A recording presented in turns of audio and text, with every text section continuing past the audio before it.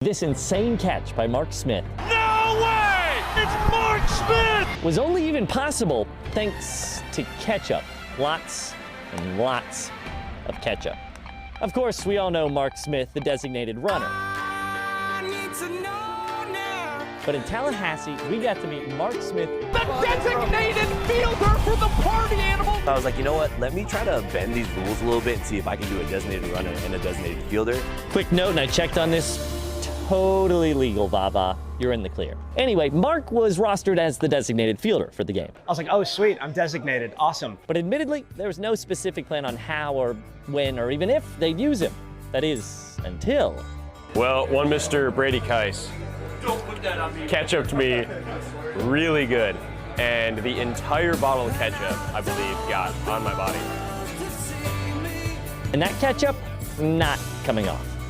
An interesting screenshot as Fisher has come back to the dugout and says, can I just get a towel, please? Fisher was all full of ketchup from his walk-up, and he was sticky and couldn't do it. Sent Mark out there. Naturally, being just inserted into the game, doesn't take long for the ball to find him. I've seen him climb on fences and do all that stuff, and I was like, he might make this catch. Hey, it's Mark Smith! I found myself in full sprint on the way to the wall, in collision course of potentially a tarp and or wall and or fans. And so the body kind of took over, stuck my glove up, closed my eyes, and I came down with the ball, which was kind of cool. Yeah, kind of cool.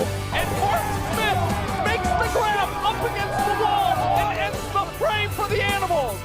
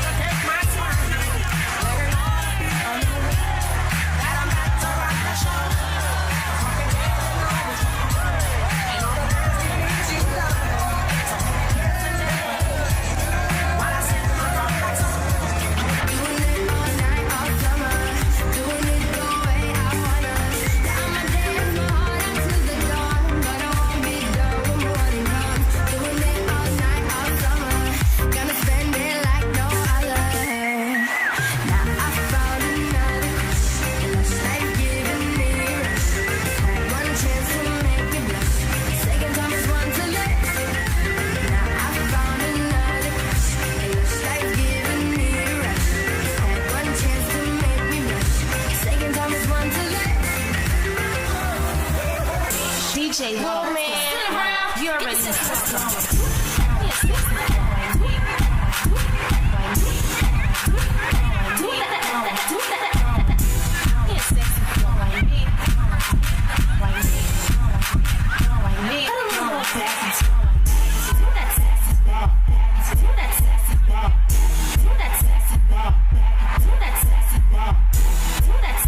They're gonna strut their stuff, and you are gonna decide who twerked it out the hardest.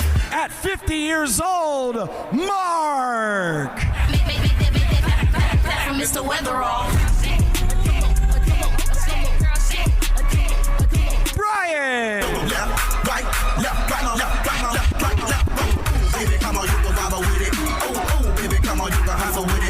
Last but not least, Charlotte, I'm sorry. Whoa, she's already going. She's already. Charlotte is letting it all hang out. Charlotte, you have proved hard work pays off. Opportunities in his bananaball career. Chopper to the left side. Bryson Bloomer grabs the trick play and gets it over to first just in time. One down. And just for sport at the hot corner. Bloomer just doing that to put on the best show possible. 2 left to go for Dylan Porter. He's going to the pistol squad. And it's right to Acuff between the legs. Over to Swan, you bet. 6th trick play of the ball game for Chosen. And the Bananas down to their final out. Chase Acuff has been a star for the black and pink. Can Porter end it here? Chopper to Bloomer. Between the legs. Over to first in time. 3 trick plays in the 9th. The Party Animals take down the Nanners 3-2 in the finale here in the Superdome. Dylan Porter, welcome back to Bananaball.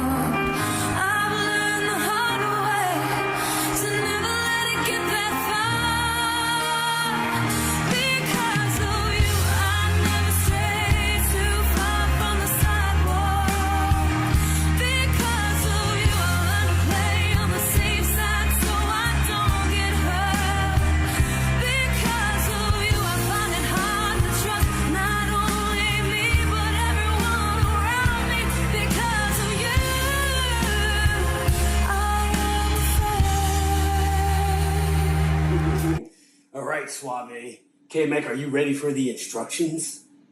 All right, you're going to wait until he has his little BTV meeting, right? And then you're going to wait until he's alone. And then you're going to pounce. This will be the last time they leave us off the broadcast. Because if we're not crashing, we're crashing out. Let me know when it's done. Yeah, big dog. Consider it done.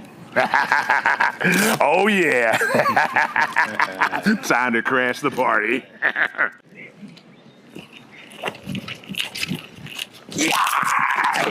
We got it. We got it. We got it. Keith, do you know who we got here? Old Man Withers from the music park? No. This is our meal ticket to free tropical smoothies. Oh, yeah. All right, listen, don't act tough and nobody gets hurt. Yep. All we want are the tropical smoothies. I'm talking mango. I'm talking strawberry. I'm talking orange. I'm talking snozberry. Capiche? All right. Now, I told you guys, I'm not AJ. Likely story. And he's Mike Baba, and I'm Jason Swan. I told you not to act tough.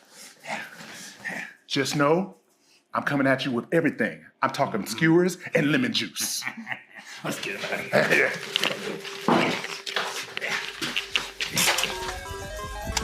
And we are live from a land forged in beauty. A topography so distinct, so specific, existing for millions of years as a mecca of color. Red, orange, gold, sitting quietly in the confines of an ever-moving Pangea. Then, one day. In tandem with the miracle of sentience, a civilization was birthed. A civilization that took 250 of my dollars at 4:43 a.m. Pacific time. Welcome to Las Vegas. And welcome inside the Rage Cage. I'm Drake Toll, here to hold your hand, or your beer, alongside AJ Switek as the 6 and 9 Party Animals nice pop bottles with the 7 and 9 Loco Beach Coconuts for a rubber match at Las Vegas Ballpark. Just 24 hours removed from the Loco Beach Coconuts logging a league record 23 hits and a 6-0 blowout. The boys in black and pink clubbed away the loss and can still ounce their way to a series win, but Tanner Allen and the Coconuts certainly stand in the way. It's a rubber match at its finest. After night 1 needed showdowns, night 2 wasn't close. Loco Beach, league record 23 hits, 20 runs, 6-0 the final score. They won the equalizer point. It was nothing but the beach. Drake, you fixing your hair? Nope, I'm showing you highlights of last night's game in Richmond. It was the Firefighters and the Indianapolis Clowns taking over Carmax Park, a brand new park that these two teams helped christen. And AJ, defense is fun, but the Chicks dig the long ball. The Chicks dig Joe Gray Jr. too. After a feature on the Shade Room, he has been red hot. JGJ started things off with a run for the Clowns. Eli Payton at third, for good measure, got things going with the trick plays and was able to secure an early point for Indianapolis, but the Fire and Flames bit back with their own. How about it from Lamar Sparks, hitting over 300 on the year? Big-time home run, a blast to left, tied the ball game. What did I just tell you about the Chicks? They dig the long ball. They dig the long ball. And a guy who's been tearing it up in the Bananaball Championship League is one Jackie Bradley Jr. But Armando Becerra, the former Party Animal in center field, sitting him down. And AJ Switek, please. I dig Chicks.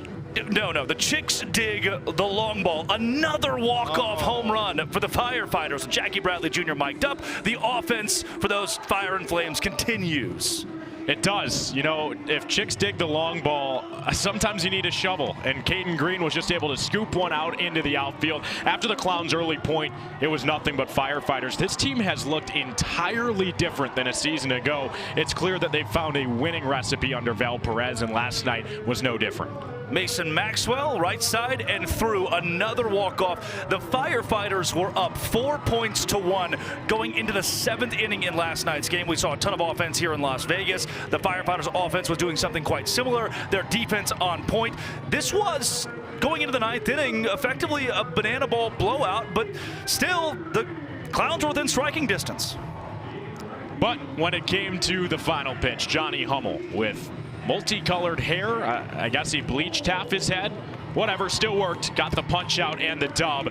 Game 1 goes to the Firefighters. We take a look at the showman of the game. It was Armando Becerra. The walk-off home run in the 3rd got things started. Then the Firefighters really poured it on. 7-4 in the runs. They didn't get banana-balled. They banana-balled the Clowns. And a big win for the Firefighters, who have proved themselves to be the 2nd best team, right around there with the Tailgaters in the Banana Ball Championship League. But the Coconuts looked like number 1 last night. Michael Schwartz is on the field with a few of the guys who were raking here in Sin City. Well, guys, the Loco Beach Coconuts had 23 combined hits last night. That's breaking a record for the most by any banana ball team in history. To relive it, let's show the faces. 2, 3, 3, 2, 2. Home run for Mr. Osberg. 1, 1, 3, 2, 3. That's not Tanner Allen's number. We'll get that later. That's how many hits they all had. And Ashby Viney, you are having a week here in Vegas. Is it really the Slurpees that are helping? Yeah, the slushies are definitely helping. You know, I get made fun of from some of my teammates ordering, strawberry daiquiri non-alcoholic, but man, they're working and got to keep them going for sure. Ben behind the camera, can you show the mean mugs of the Loco Beach Coconuts in Party Animal Pink? That's a little rivalry going into today. There's some grit, there's some tenseness out there. What are we looking at today with such talented members of this Loco Beach Coconuts team? Yeah, I think you're looking at a rubber match. You know, it's one of the things Coach Marks preached to us about. You know, we hit for a really good average, but we got to cash in with runners in scoring position.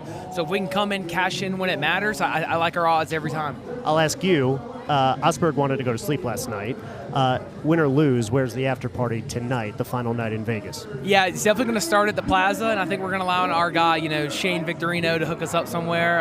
Can't say the place, but I think he has somewhere special for us. All right, you always need a contact in Vegas. If you need one, you just go to AJ and he'll hook you up. All right, good luck tonight, guys. Back up to you in the booth.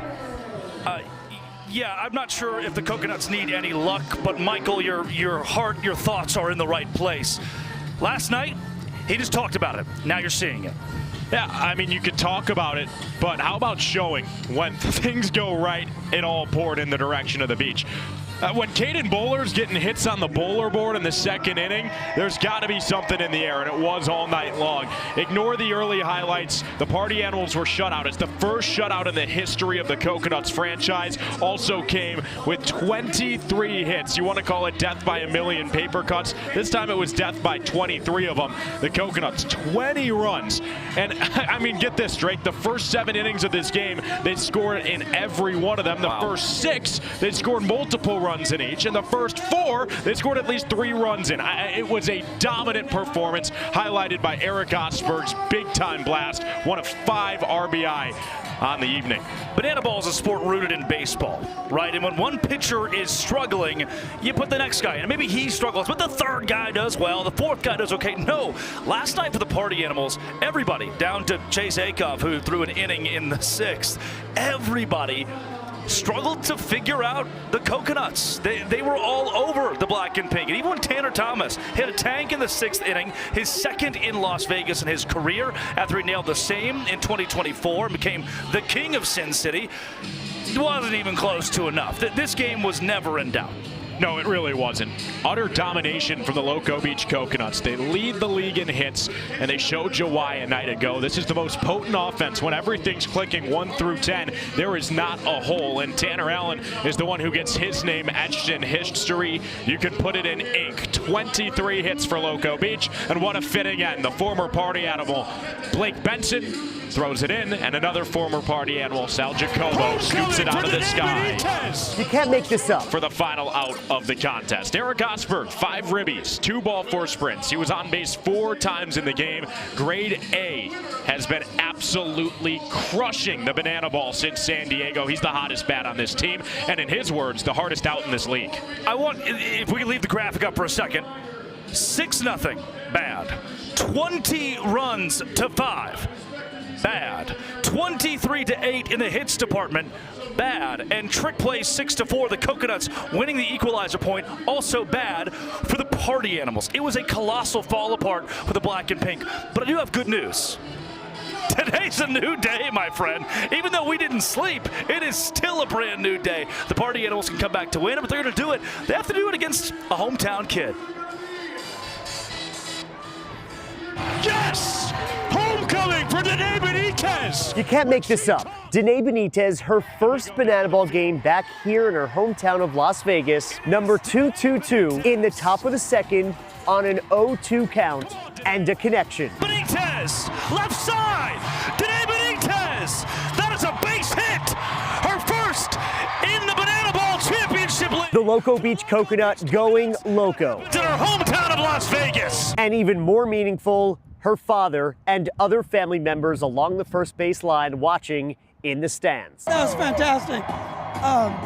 For her to get her first hit here at home in front of hometown fans, fantastic. It's awesome. Denae sat in these seats with her father watching games before. And way before Las Vegas Ballpark was built, she played Little League just a few miles away and went to Centennial High School. One of the best women baseball players of our time, receiving the ovation she deserves here in her hometown from 10,000 fans here at a packed Las Vegas ballpark on Thursday night. Man, it's really special, especially to do it in front of people that I grew up with. I have a lot of people here to support me this weekend, so just to have it in my hometown is really mean special. What's even cooler, the little Denae Benitez is watching her. Las Vegas Little Leaguers now believing that they can do what she's achieving. Yeah, don't let anybody ever tell you you can't. And I think that's something that she lives in. And when I know that every day Denae goes out here, she's gonna bring joy, life, and smiles to others. But if she passes even just one thing to one of those girls, those communities get affected by what she's done tonight.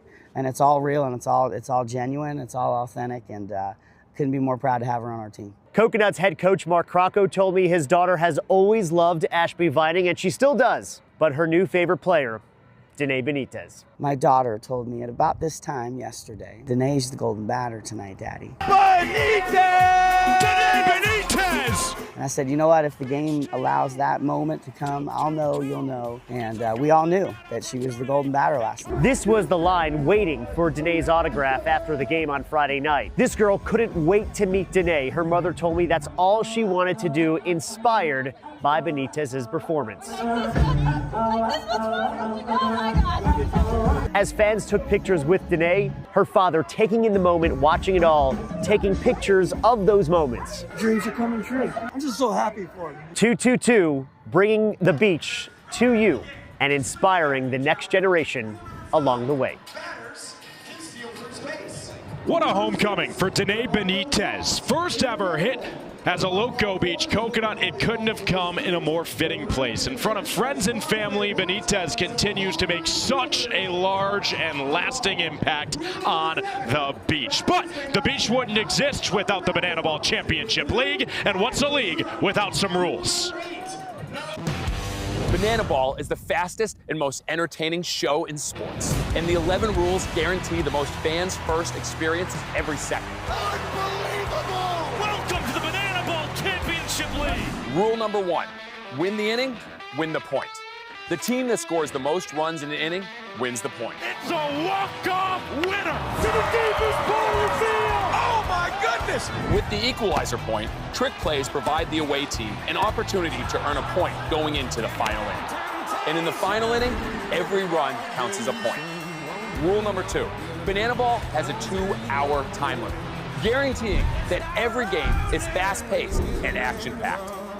Rule number 3, no stepping out of the batter's box. If you do, it will result in a strike. Max stepped out of the box, and because he stepped out of the box, that's it. Rule number 4, no bunting, because bunting sucks. If you bunt, you'll be thrown out of the game.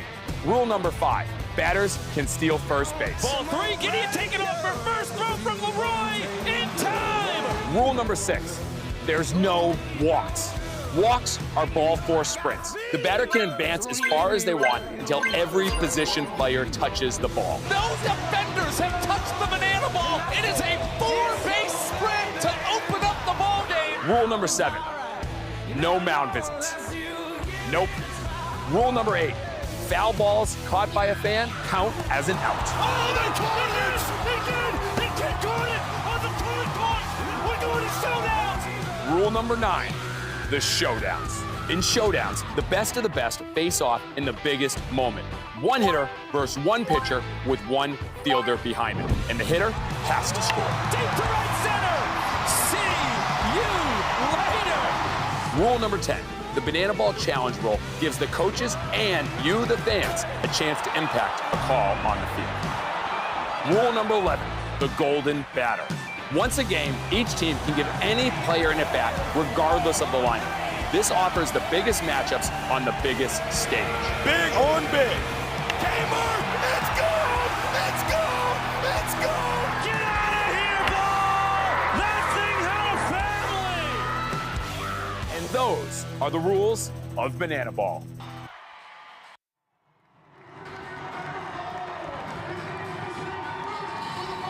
The 11 distinct rules of Bananaball. Didn't need a lot of them last night. It was just all Loco Beach Coconuts.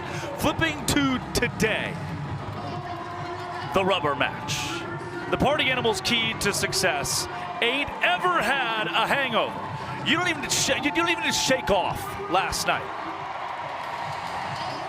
The aftermath of a loss like that for a baseball team or a Bananaball team is recollecting, hanging out with the boys, having a couple of brews, showing up to the ballpark the next day to get the job done, knowing it's just one loss, no matter how the loss came. You're deeper, you're stronger. The Animals have way more experience in this sport than the newer teams of the Bananaball Championship League. Lean on that and treat today as a brand new day, even though none of us slept last night. Yeah, hangovers are for the weak, right? For Loco Beach, continue to do what's working. That's raking and that's riding the wave. Don't get too high, don't get too low. Bring the momentum into today. Let's see the weigh-in down on the field. Uh-oh. Is that Coco? Introducing first, representing the Loco Beach Coconuts, standing at a towering 4 feet 9 inches, the pride of Loco Beach, Coco, the Coconut.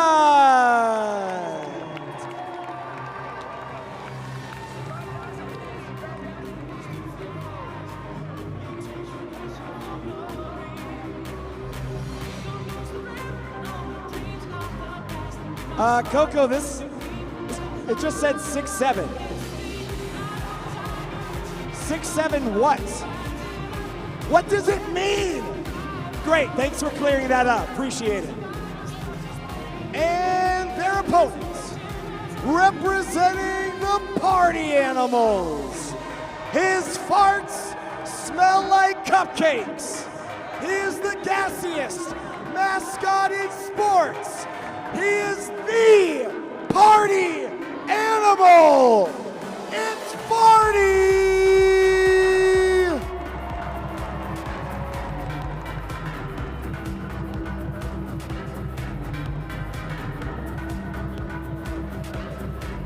Farty official weight, 400 cupcakes. Excuse me, correction.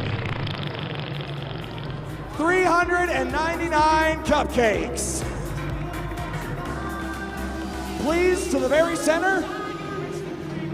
And face off. 3, 2, 1, go!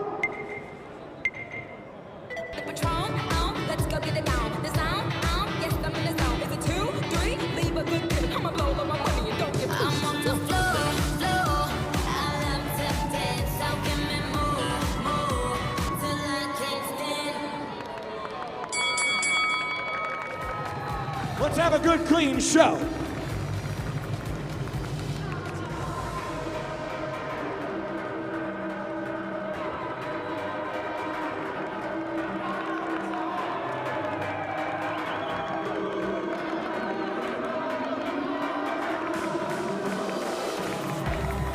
All right, Las Vegas, the cast is ready, the players are ready, and now it's time for you, the fans, to get ready. So we need everyone who is able to get up out of your seats, on your feet, and please help me welcome tonight's fan warm-up leader, 7-year-old Kaylee. All right, Kaylee, here's how it's gonna work. Whatever you do, this whole sold-out stadium is going to do. Are you ready? Try that again. Are you ready? There we go. Starting with some claps.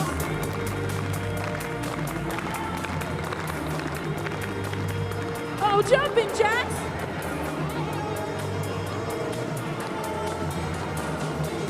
Disco eyes. Okay, who taught you this? Scuba. I knew this was coming. Okay. We got some flair over here. More jumping jacks. What are we doing? And some more claps. Kaylee, this whole stadium is cheering for you. Give it up one more time for your fan warm-up leader, 7-year-old Kaylee.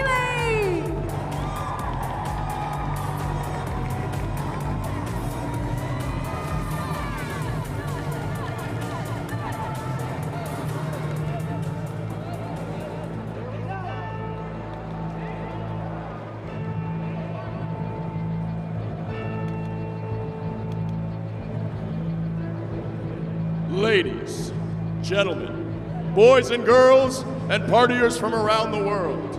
Tonight, you and thousands of your friends here live, and thousands more watching at home, have gathered here to witness something beyond your wildest imaginations. From 6th Street to Bourbon Street, from Tampa Bay to Broadway. Party people come from across the globe to witness this. This is not baseball. This is the Rage Cage, where the wildest, craziest, sexiest players step into the gauntlet. This is a game of the fans, by the fans, and for the fans. But this is not your granddad's pastime. This is not just another night at the ballpark. This game is baseball by birth, fruit by name, and an absolute worldwide phenomenon by the grace of God, featuring Lil Jon. This is the time for this sold-out crowd here in Las Vegas, Nevada, to get on your feet and give me your voices.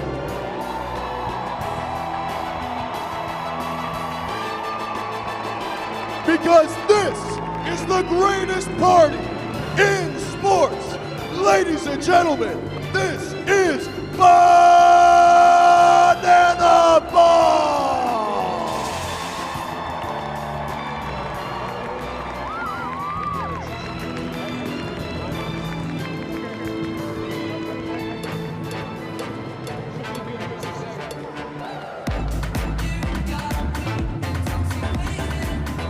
Now, fans, it's time to meet the starting lineup for the party animals.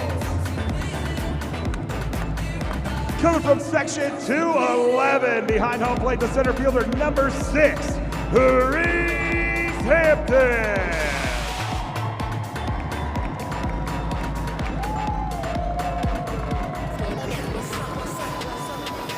Coming from the party deck on the first base side, the third baseman, number 407, Mike Ballard.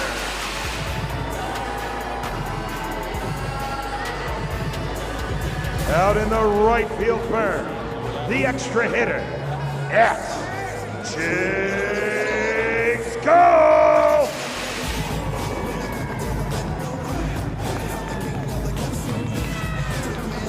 Out in front of the pool deck, in right center field, the right fielder, number 3, DJ Reed.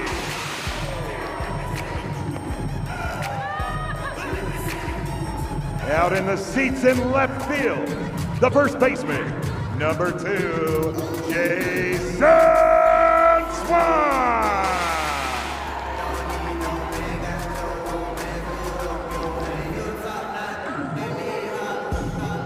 Coming from down the left field line, the shortstop, number 11, Jason Cup.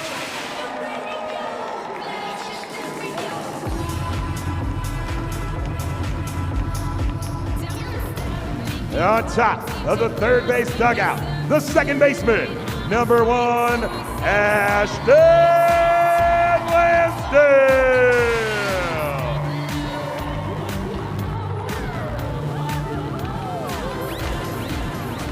Also on top of the third base dugout, the designated hitter, number 4, Tanner Talman.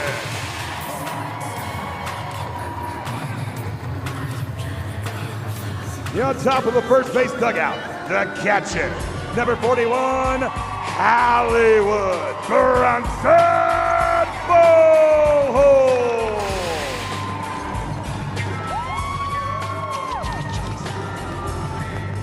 Also on top of the first base dugout, the left fielder, number 12, Noah Fisher.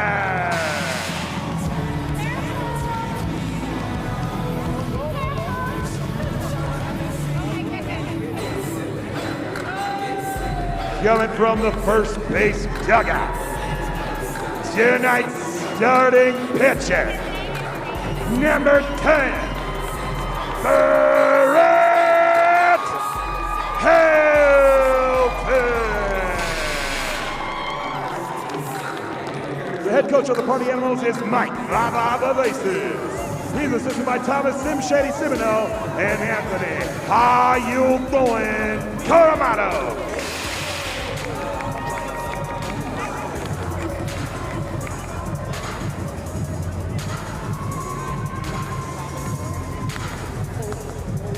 Ladies and gentlemen, at this time, we got to take these vibes. Remove your caps and join us in honoring America with the singing of tonight's national anthem. Please welcome to the field tonight's starting catcher, Hollywood Bronson Ballhole. Oh, say, can you see by the dawn's early light what so proudly we hailed at the twilight's last gleaming, whose broad stripes and bright stars through the perilous fight o'er the ramparts we watched were so gallantly streaming, and the rocket's red glare, the bombs bursting in air, gave proof through the night that our flag was still there.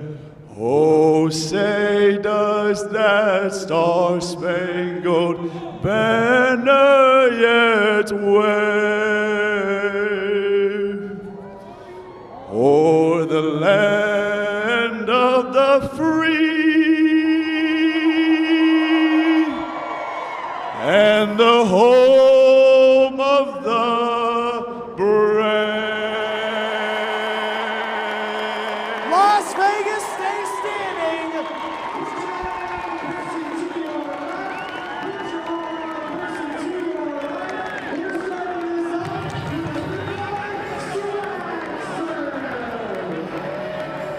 To exist is a mathematical miracle.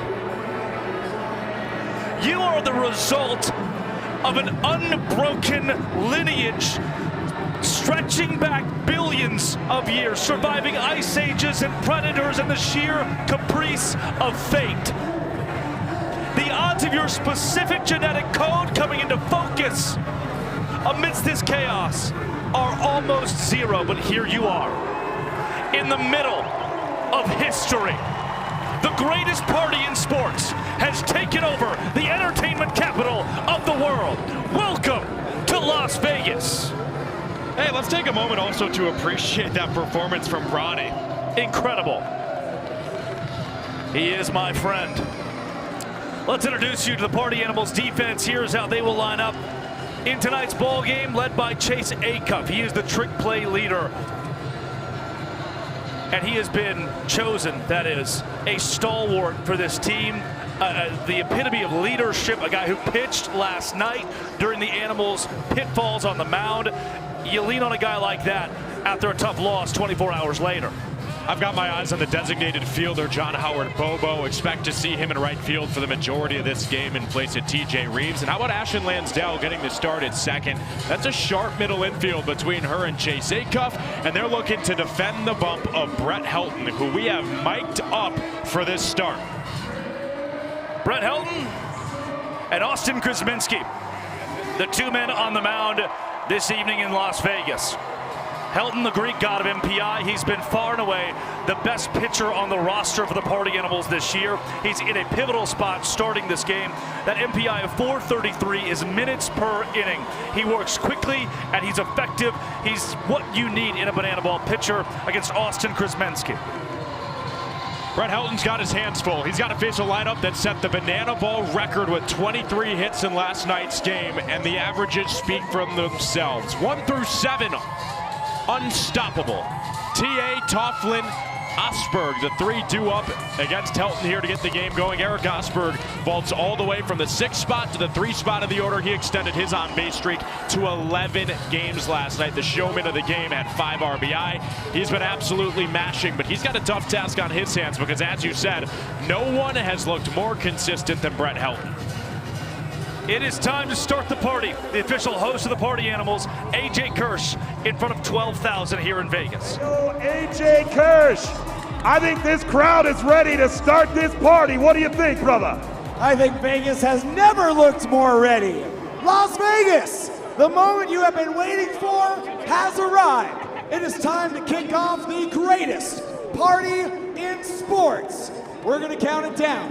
And instead of 0, I need each and every one of you to yell, "Start the party!" And we're gonna start that patented banana ball 2-hour time limit clock. Here we go. 3, 2, 1. Showtime!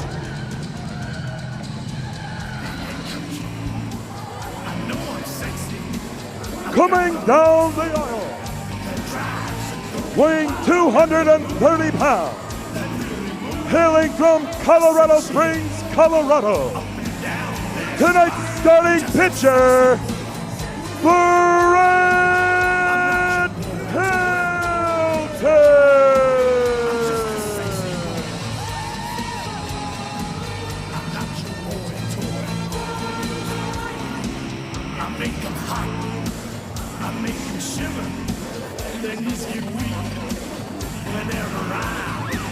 They see me walk, they hear me talk. I make them feel like they're all proud now. Just a sexy boy. I'm not your boy toy. I'm just a sexy boy. I'm not your boy toy. It's your heart out, girl. Hands off the merchandise.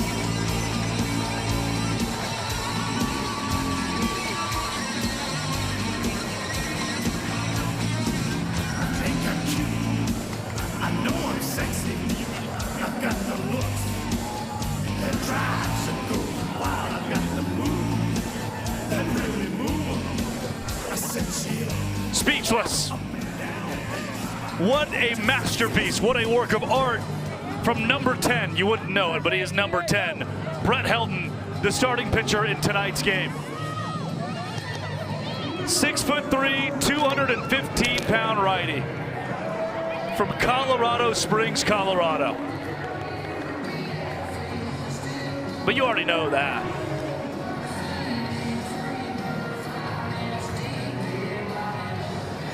My best friend in the world, Brett Hilton. What Good up, guys? evening. Can you hear me? Oh, yes. Loud and clear. Mic'd up on the broadcast. What the hell was that? Well, I knew I had to hear the music, so I couldn't put my ears in before. But here we go, baby. That was a tribute to our Shawn Michaels, the Heartbreak Kid. There's a strike. Here we go. Brett Tanner Allen, Theodore, Alabama, National Player of the Year in college baseball, College World Series champion, 2021 SEC Player of the Year. That's pretty cool. Give it to me. That's a little low. Come on, baby. Hey, you should see on the mound right here, someone wrote on it. They said Hilton stinks. And I don't like that. Wrong. Or appreciate it. There's a strike. 2-1. Here we go. Got to be a strike. Probably gonna throw a heater here. There it is. Here we go. Dang. Oh, yeah. The fans have an opportunity for an out here. Can they catch it cleanly? Oh. No. Bring your glove. All right, 2-2. He's only seen heaters. Do I just keep going heaters till he puts one in play? Yes. All right. Fake shake, heater. Here we go. Dang it. There we go. I mean, that's 5 in a row. I'm going off speed here. You want to? Look, here's the deal. 72 plate appearances, 9 strikeouts. That's not great. I don't know if he's going to swing and miss. True. Ronnie wants heater. I kind of like it. Okay. Let's go 6 in a row. Dang it. I like that spot, though. Pretty good takeaway. Let's go heater in. All right, I like that with 2 strikes. Yep. 3-2, though. He's probably going to be on time. He's seen a ton of heaters. So this can't look too good, but it still needs to be a really good pitch, so he swings at it. Dang. Here we go. Yep, he knew heater was coming, couldn't do anything about it. Tanner Allen pops up. Ashton Lansdell's called off by Jason Swan, who pops it up to nobody. Trick play missed. 3 bags for Tanner Allen. That's why they teach you to hustle. Sprinting out of the box, TA gets 270 feet of real estate on a trick play missed. Brett, you got the result you were looking for on the mound. Yeah, with 3-2, I just got to make sure he moves the bat and no walks and don't give up on it, you know? Yeah. And I don't hate the first trick play like that. we're going to have the infield in, so I'm hoping I just steal a strike here with a slow curveball. Yep. Just hoping he doesn't swing at it. He swung at it, but it's foul. Oh, no. Oh, no. It's really foul. Foul. But wow. the cool thing about that Yep. is all I wanted was a strike, so it doesn't really matter what it looks like. Well, you got it. It's yes, that is accomplished, So I'm achieved. gonna quick pitch a heater here. Good. No strike, laid on it. Okay. Now technically I can probably throw anything I want. Can we go out of the zone here though? I'm going to for sure Yeah, because the punch out's big here. So whatever Bronny wants, I'm gonna try and. Yeah, he's going slider out. I'm definitely gonna do that. Ooh, okay. I'm probably gonna go mostly away rather than down, but. Oh no, that was really bad. That was all my fault. Slider in the zone. Slider exactly where you don't want it to be. What's going on in the outfield? Didn't we correct all of this last night? Are we doing last night again? There's a chance we're just getting the stuff out right now. Yeah, okay. And that's okay. Because if it's gonna happen, we might as well do it early when it's all right. So we got no outs. Great A professional at the plate. How do you attack that bat against a guy like Eric Osberg? Well, we need outs. So yes. I'm going first pitch changeup here, hoping he takes it. There we go. See, that was first of my 3 different changeups. Is that a strike? That was a strike. Yep. So now I can kind of go whatever. He wants a fastball. I like it. Quick pitch him. Nice. Good. Love that. Fans could do it. Is he there? No room. Maybe a fan though. Yep. No, not Bring today. a glove. Not today. Okay. 0-2. Once again, I can throw everything, and a punch out's big. So this time I'm actually gonna try and leave the zone instead of just throw it right down the middle. True. Heart rate back down from the walk up, by the way. Yeah. Good. Did a little craziness there. Double changeup. I'm gonna go really slow and really down. Oh, it's yours. Trick play. Just get it out. I had to. It out feels good. I could have trick played, but I needed looking back because I really didn't want to give up third there. Yep, absolutely. Because right now we're still in a decent shot to keep that guy from scoring, but another big out. He doesn't strike out very much. He's been really good on my off-speed late. Brewer? Yeah, so I'm gonna try and get ahead. I'm throwing cutter first. I'm gonna try and get ahead and throw fastballs late. Here we go. Great pitch. I mean, I can just do that again. He's got 20 ribbies in his 16 games. Dangerous. Quick pitch heater again. Kind of a waste, but hey, we're fine. I'm gonna go back cutter now because I threw it for a good pitch. Waste fastball, back to cutter.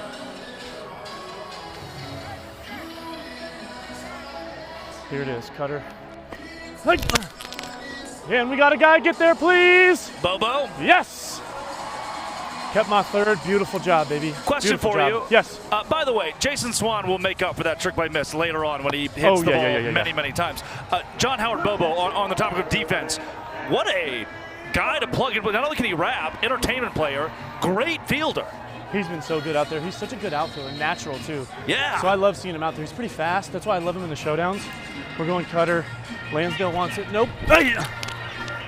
Vining, day cuff, trick play opportunity between the legs. Yeah. Only one comes across for Loco Beach. The damage could have been much worse. Brett Helton, thank you for the tequila last night. Let's you go. are my best friend. I love and miss you. Thanks, guys. That's what I'm talking about. Good job. Hey, buddy. Bronson Ballholm likes it as well. But Loco Beach did strike for one. They have the lead here in the first inning. I've got my eyes on the side of the field. Armani Henderson and Shane Victorino having an animated conversation down the third base line, and this is what I like to see from the primetime coach. Victorino has stepped in and made an immediate impact on this defensive group, as well as the guys on the bases. Armani Henderson's making his debut as the designated fielder today. Victorino and Krakow said to wait for later in the game when that may play a factor. But for now, early in the game, the big story today for Loco Beach is late in the last night's game, Ben Parker fouled the ball off of his own knee. He was scratched from the lineup today with an injury, so it's Tanner Allen's debut in center field, Grady Morgan's debut in left, Denae Benitez listed as the second baseman, but Sal Jacobo is playing there. Expectation is Parker should be back soon. Talked to him today at athletic training, said, hey, we're for extreme caution. He's still got a bit of a limp. We'll give him the night off. Hopefully next weekend he's back in action. Starting pitcher, Austin Krzminski, the former Savannah Banana turned Loco Beach Coconuts. And he's got his Rick Vaughn glasses on. Who's that? Yep. Nice. Austin Krasminski 1-2 on the year, 14 in the third innings of work, hovering just around 5 minutes per inning. The ERA more inflated than he'd like, especially after he went July to the end of the year without giving up an earned run a season ago. Now he's got to face a lineup that is ready to pounce on the former Banana. Led by Reese Hampton, the Party Animals. They can only need Hampton and Ballard. It's the sport of bananaball, where every inning counts as a point.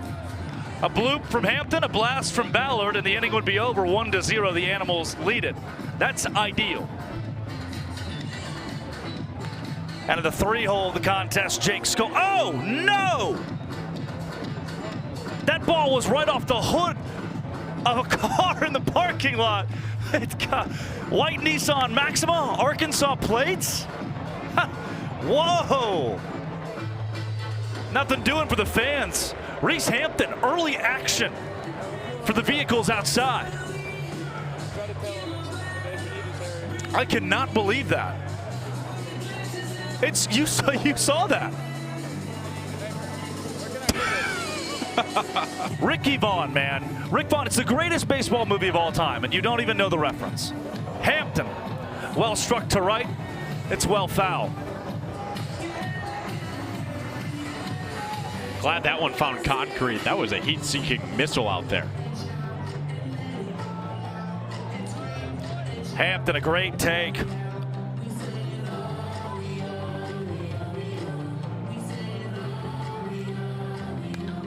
Reese, that's the right call.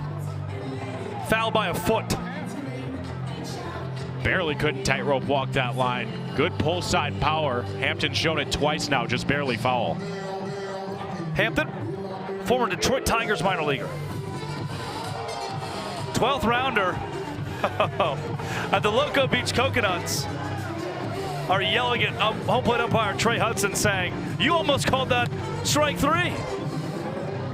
And he did, as Jordan Brewer goes trick play, completes it. Hudson has a very consistent clinch up on his strike 3 call. The Coconuts saw it, and they chirped him saying, "You wanted to call it. You wanted to call it." Works out in the end for Krasminski. Either way, it's a ground out, a trick play, and 1 down as Hampton goes back to the dugout. That's what the Coconuts arms are going to see tonight, are hoping for all evening long, is pitching to contact and letting their defense win the trick play war. Austin Krasminski, Andy Archer, the 2 set to toe the rubber early in this one for Loco Beach, are the kings of inducing contact to their infield. Mikey Ballard, the rookie. Former college teammate at Eckerd with Chase Acuff. Acuff helped bring him into bananaball. The Party Animals grabbed him in the Bananaball Championship League draft. And with a 364, 426, 500 slash line, it's worked out well. All right. Big swing and miss. Austin Krasminski, not typically a strikeout pitcher. Really good at filling the zone, but when he gets ahead, he's able to bring a pitch like that out of his back pocket. From 12-6 on the clock, and a sea lion for good measure. I think he was saying, "Look at my ribs." Oh.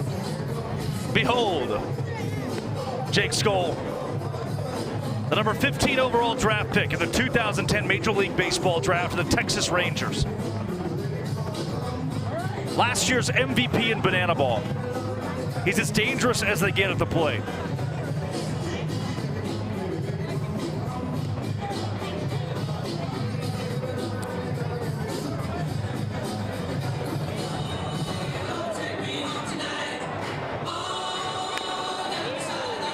Both these guys from Roswell, Georgia. Little hometown on hometown. 1,700 miles away.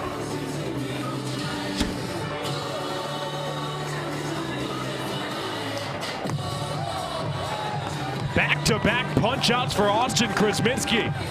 Check out the ribs and the movement that the Coconuts Game 3 starters got in his back pocket. Went right back to the 12-6. Again, the bottom of the clock. Able to sit down the former MVP. He's already had himself a series. One of the toughest outs in this league. Krasminski made it look routine. 3 up, 3 down. Coconuts on top 1-0. Let's take a live look. Wait, not yet. Oh, whoa. Fair warning to all of those who want to watch the Bananas and Tailgaters game back later.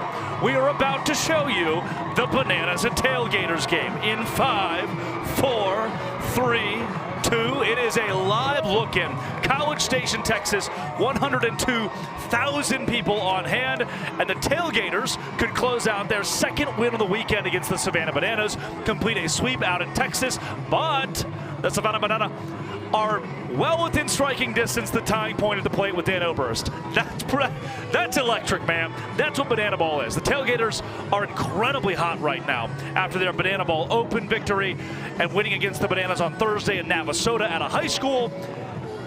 And now, the Bananas, who've been getting shelled all game, could have... No. Zach Watson is there, but could still make things interesting down by 2 with 1 out in the ninth. Yeah. Wait a second, we have our game. Well, it's our game time. It's Party Animals. It's the Loco Beach Coconuts. Brett Helton back out for his second inning of work. 1 run came across for the Coconuts in the first, unearned, thanks to a trick play missed. Gideon Antle has been playing out of his mind. 377 batting average. That's good for 20 hits, 9 runs. Debuted in the 10 spot, found a home there, but he's been playing so well, it's impossible to keep a guy like that at the bottom of the order. Antle swings out of his shoes. Yep, 2 for 2 last night with a couple of ball 4 sprints to boot. Antle. This is a trick play opportunity for Reese Hampton. Loves to go behind the back. Does go behind the back, but he boofs it. 2 bags for Gideon Antle. Another trick play missed for the Animals. And back-to-back innings for Brett Helton, where he induces the kind of contact he's looking for to start the frame, but his defense can't help him out. That's what we're used to seeing Reese Hampton make. He's already secured 3 behind-the-back catches in this series, but tonight he has his first trick play missed. Grady Morgan. First pitch swinging. Morgan, part of that Coconuts onslaught last night, 2 for 4, a triple and a couple of RBI. I rubbed his head this morning and it told me to expect more of the same.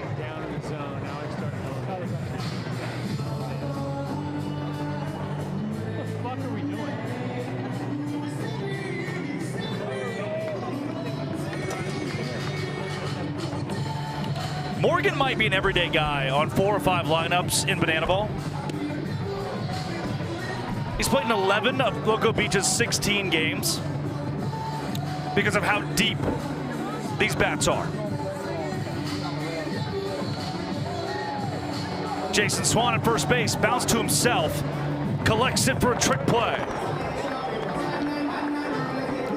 1 down, but a man at third base. Gets an ovation from Shane Victorino and company on the other side, understanding the importance of the early trick play battle, because we've seen now on back-to-back nights in this series, one team gets ahead and the other kind of throws in the towel. If you can get things out of reach, it makes things really interesting for that new equalizer point here in 2026. Chatanier off the roof. Peyton Chatanier, a national champion as a member of the Ole Miss Rebels baseball team. And a former TCU Horned Frog collegiate standout. Brings that talent to bananaball, and the former freshman All-American at any time is going to catch on.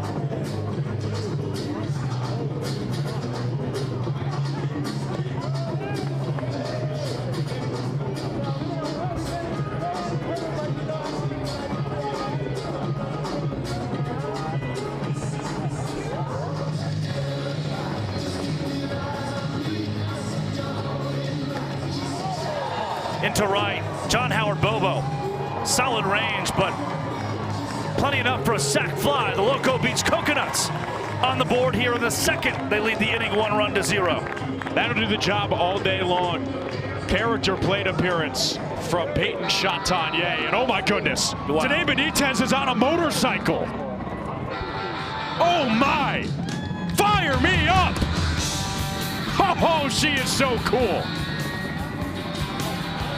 Is this happening?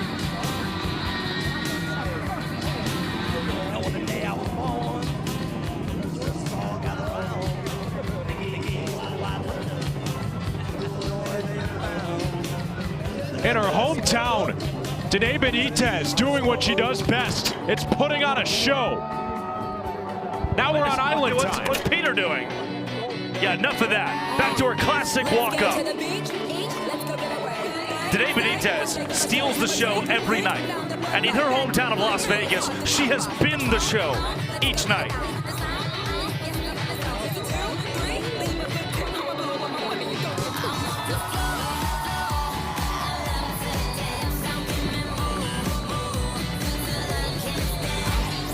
I mean, that's the walk-up of the year. Denae Benitez just came out on her stepdad's motorbike. And I don't think there's anyone in the world that would look cooler doing it. It's her third at-bat of the weekend, 1 for 2, a couple balls in play, and there's 2-2-2.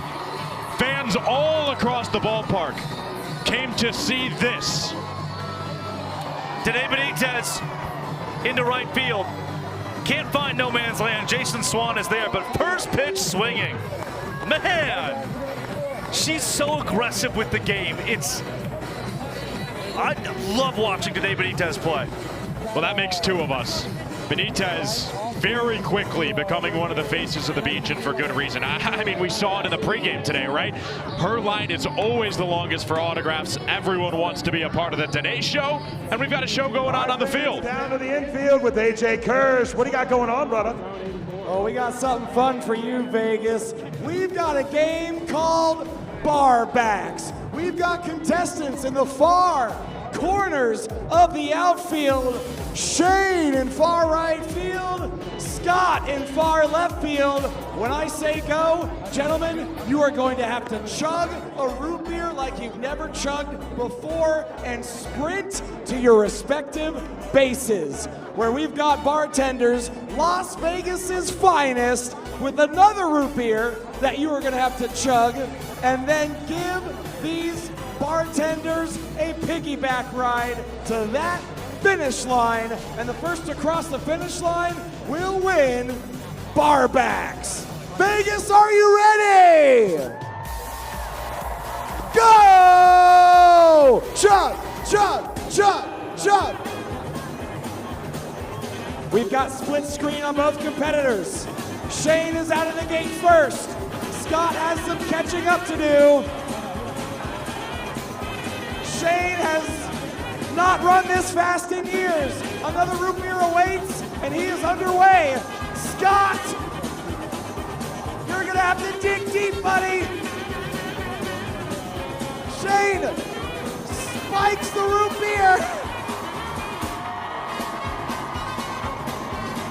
Shane is gonna cross the finish line. Shane is your winner.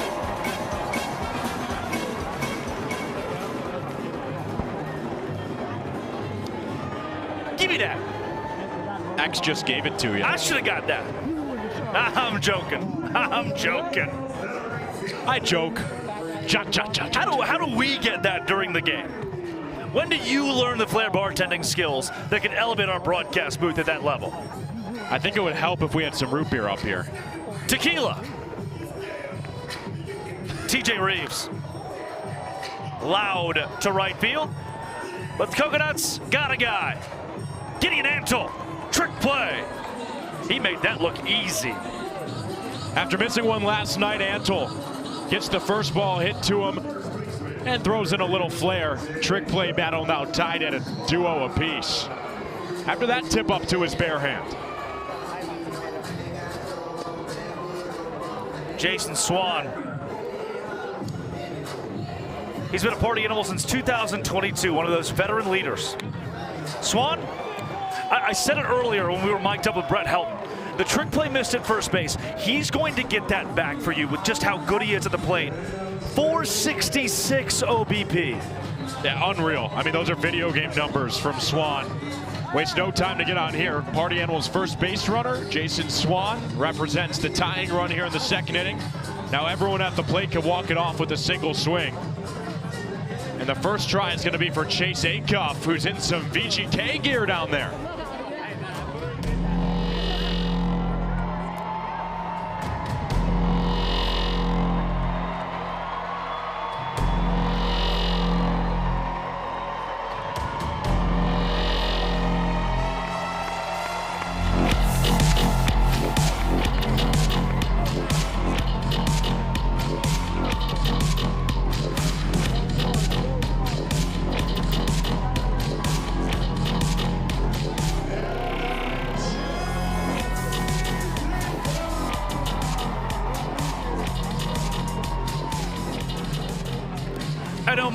Beach to Sin City, Las Vegas. You and I attended the Vegas Golden Knights versus Utah Mammoth. Game 5, as did many of the party animals and Loco Beach Coconuts. And the welcome. Acuff into right field, Gideon Antle retires 11. The welcome they gave us was top notch. That was right up there with the club last night.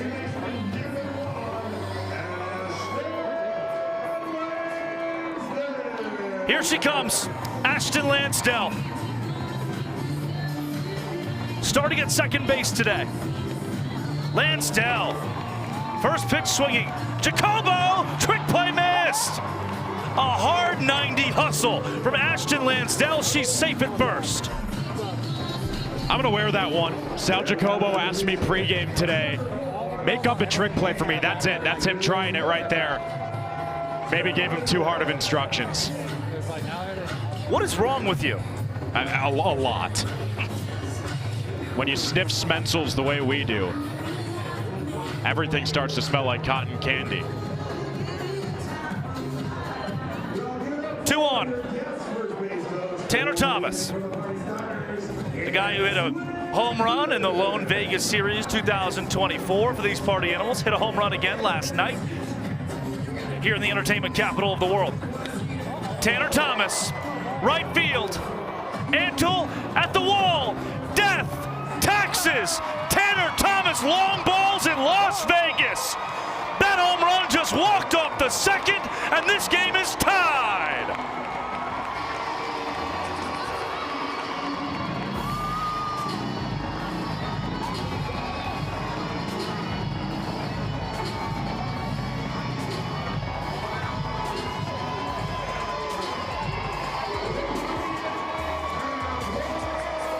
They like him. They really like him.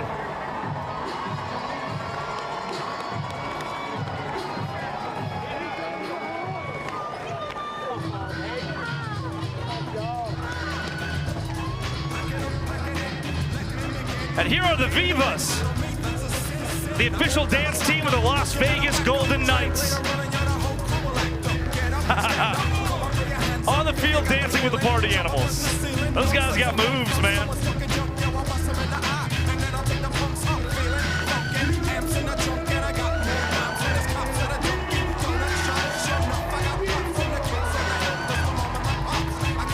After the walk-off, tied a point apiece. Thank you, Tanner Thomas.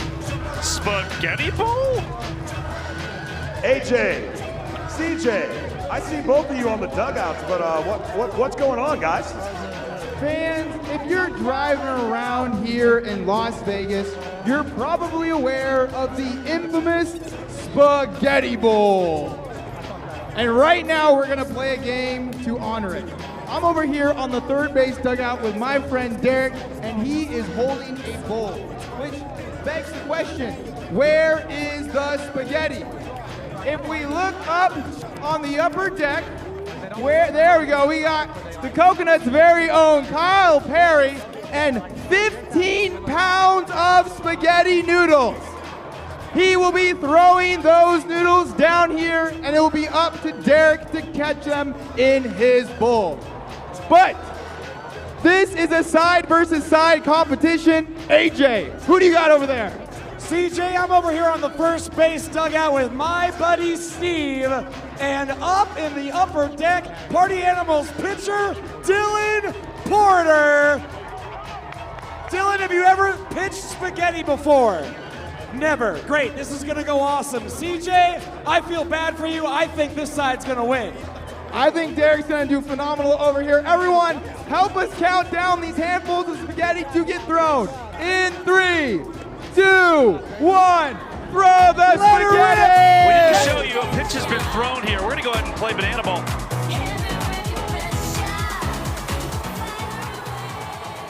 One count on Dalton Malden against Brett Helton.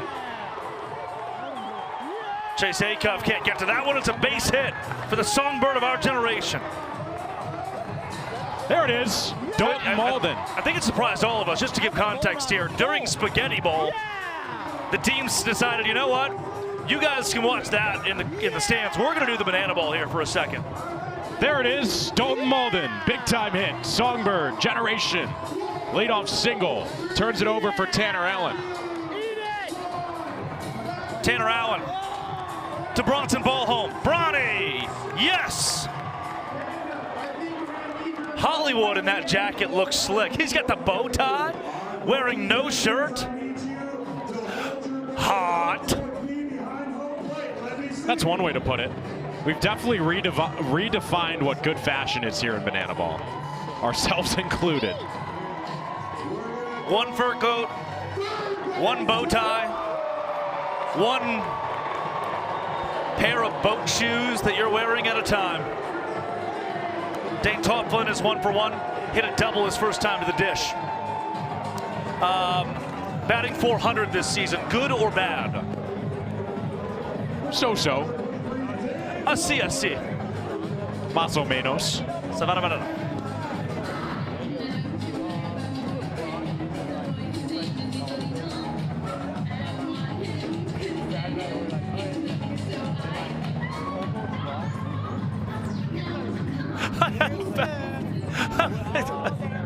I went out to the plaza last night. Left side through for a hit. Mikey Ballard couldn't grab it. That's a single for Tofflin, who's 2 for 2. I went to the plaza last night. This lady walks up and goes, I gotta tell you something. I was like, okay. I like where this is going already. You always said that Andy Cosgrove's hot all the time, and I didn't know if I believed it. I was like, oh, where is this going? Like, I just didn't say it. She said, but I came to the game tonight, and wow. She said, I've always thought it was Bronny, the hottest guy on the team, but wow, her words, wow. Left field, Noah Fisher. With 2 on, he won't opt for the trick play. A trick play missed would be devastating for the Animals there. Instead, good old-fashioned put out. I'm a big fan of that from the lady in the party plaza, by the way. Believe it or not, I look so much better in person. She also didn't sound like that at all. I'm not sure where I got that voice, but it fit the story. It really did. The donut batter. The former 3rd rounder to the Astros, Jordan Brewer. One of the toughest guys in the world to strike out. Brewer to Acuff, double play ball. There's one, and it's the only one you need. Let's go to the bottom of the 3rd. The Party Animals have an opportunity to take the lead. After Chase Acuff adds another trick play to the Animals ledger, and now it's time for Bananas Foster. Across the United States, there are over 400,000 children and teens in foster care without a permanent home. To raise awareness and support this community, we created Bananas Foster, the official nonprofit of Banana Ball. Our organization is dedicated to celebrating those in the foster care community while educating and inspiring others to get involved. Tonight, we are celebrating the Ut family. There are approximately 3,400 children currently in foster care right here in Clark County. To make a difference, Adrienne and DJ became a licensed foster family 3 years ago to help these children. Over the years, they have welcomed 5 kiddos into their home. Fans, please join us in celebrating this amazing family for making a difference right here.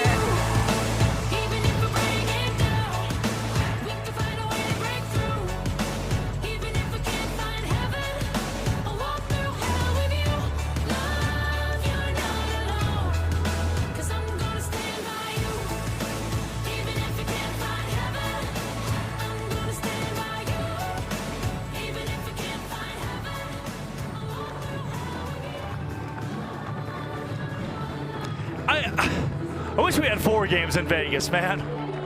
A moment like that, I tear up almost every time. Because those aren't just numbers. that Bella said, you know, that they're human beings, they're people, and the lives that one family who lives right here, we do 4 days here in a weekend, right? We fly in, we fly right back out.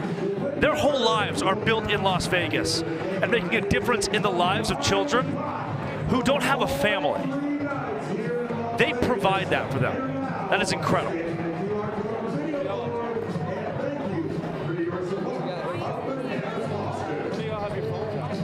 With that, Blake Benson, the former party animal, takes the bump. An entertainment player for the Loco Beach Coconuts who has the best ERA on the team. Last night was the first time Blake Benson ever closed out a bananaball game. Now today, he's quickly given the yellow ball again. He's earned it. Blake Benson has only issued 2 ball-4 sprints this season, and he comes in early relief for Austin Krasminski. The starter only made it through 2, so Blake Benson's coming in and being asked to eat at least an inning here. Sub-2 on the ERA. He's a trick pitch specialist who can hit you with the back flip, some break-dancing moves, and he is probably the only person on planet Earth who is able to move his body the way he is and follow it up immediately with a strike. But he's gonna have to play witness to some shenanigans on the first base side before offering his first pitch.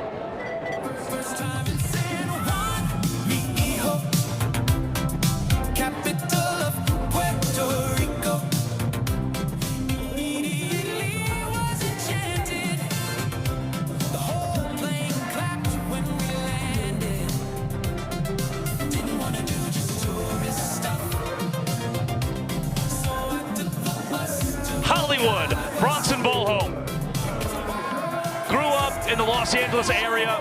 Most of his friends and family from back home are here tonight just to drive away. In San Juan, Puerto Rico, me-e-o. Doesn't get much catchier than that. And doesn't get much hotter. Doesn't get much hotter than Bronson Bolholm. Like a Chippendales thing going on here, you know? You wouldn't get that, you're too young. Not anymore. If you don't know Rick Vaughn, you definitely don't know Chris Farley. Bronny, good eye against his former teammate. I grew up on Loco Beach. We didn't have a TV. A Swiss Family Robinson kind of deal? Again, I couldn't tell you what that is. On Loco Beach, we just had family, sand, salt water, love, passion. Keep going. Blake Benson. Well hit. Coconuts have a man there. Trick play, yeah! Why not? Benny, quick to first base, retires Bronson Bolholm. We had a lot of that growing up at Loco Beach, too. Just non-stop entertainment from this group. Second trick play of the ballgame for Jordan Brewer. Blake Benson flashes the wheels up the line, able to tap the bag just in front of Hollywood. Great walk-up, doesn't get the result he wanted after it. And par for the course, Blake Benson breakdancing and getting quick outs. A trick pitch that leads to a strikeout counts as a trick play. Benny's just doing that to do that. Love of the game. Entertainment factor. Noah Fisher up the crotch. 104 off the bat of Fish. And after an 0 for night yesterday, he's 1 for 1 today.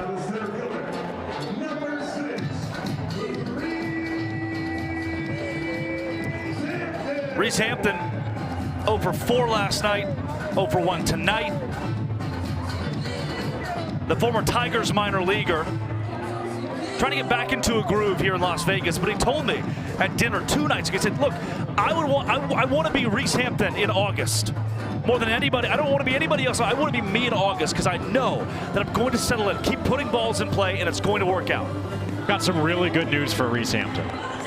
I'm going to go out on a limb and say he'll probably be Reese Hampton today. He's more than likely still going to be Reese Hampton tomorrow. And come August, unless if he has some plan to legally change his name, he should be Reese Hampton at that time of year as well.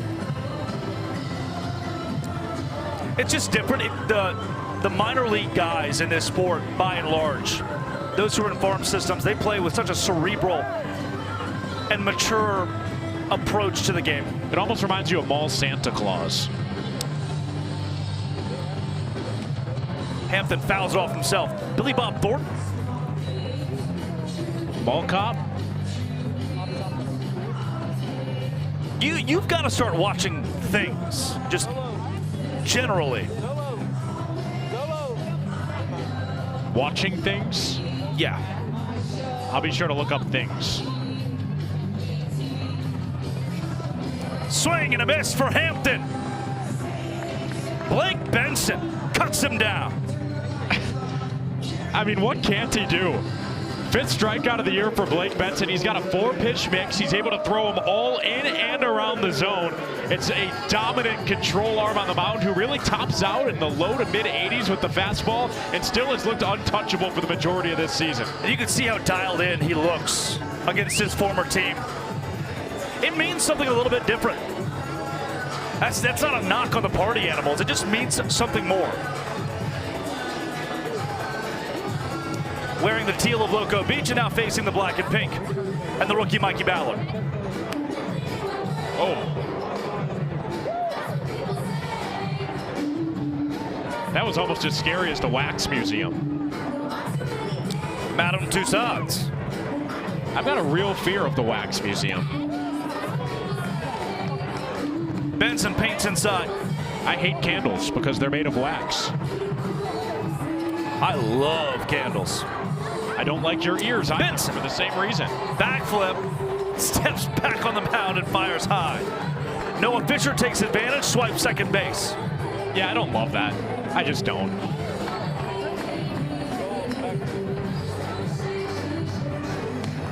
Ballard. Chatagnier boofs it. Fish gets the hold. They're on the corners with 2 down. That's big. What goes from closing out the 3rd inning instead is going to be ruled as an E6 on Peyton Chatagnier. It was a hard hit ball, but one he has to have control of to help Blake Benson, because now the reigning MVP comes up with a chance to give the party animals the lead. Yep. Chatagnier, former freshman All-American at Ole Miss. Doesn't happen very often for him. But now Skoll can make him pay.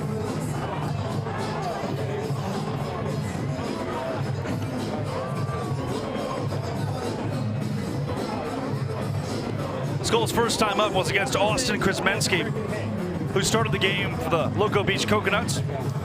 Struck out.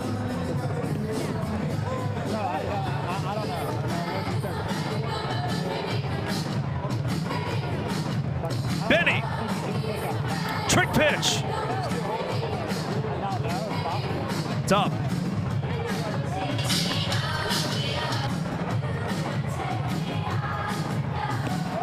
Did he go?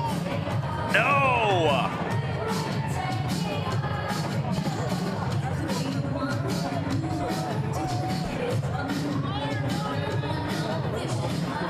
Payoff pitch from Blake Benson. Swing and a miss! Benny cuts down the MVP! Strands 2! Put on a show. Stinky Parmesan. Blake Benson, you're filthier than the New York sewer system. Absolutely disgusting. Strikes out the reigning MVP and hits the deck to celebrate. It's back-to-back days with scoreless frames from Blake Bad Benny Benson.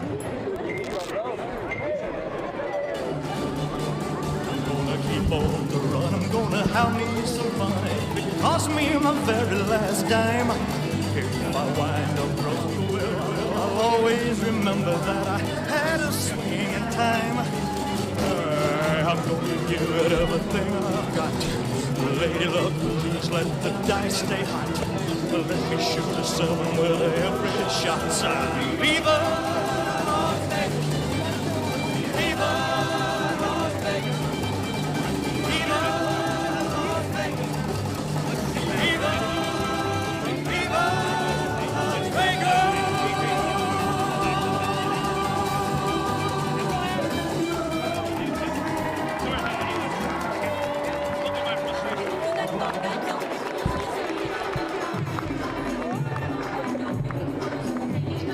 Brady Kice, Viva Las Vegas.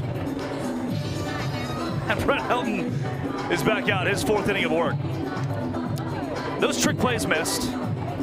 Oh, and the bat of Dane Toughlin, who's 2 for 2, have been the only snafus for the Party Animals defensively. The Party Animals have looked night and day better from a night ago. I mean, they really have. Yesterday, at this point of the game, Loco Beach already had 10 hits, it felt like. Today... more, actually.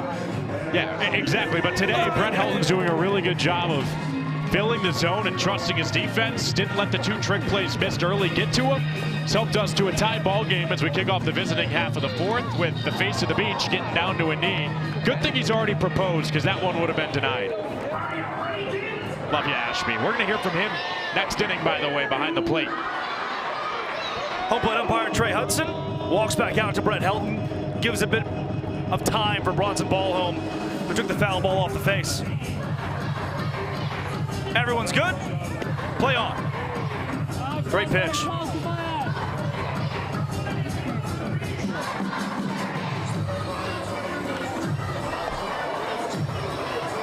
Finding. Fluke tried to go behind the back and catch the foul ball off the net. That's just Sean Fluke, man. Players in Bananaball, by the way, allowed to steal first base for any wild pitch or pass ball. Binding would have been at first safely, it looked like. But with a bat as big as his, he says, hey, let me swing. Players in Bananaball also allowed to be shirtless with lays on. 3 for 4 last night.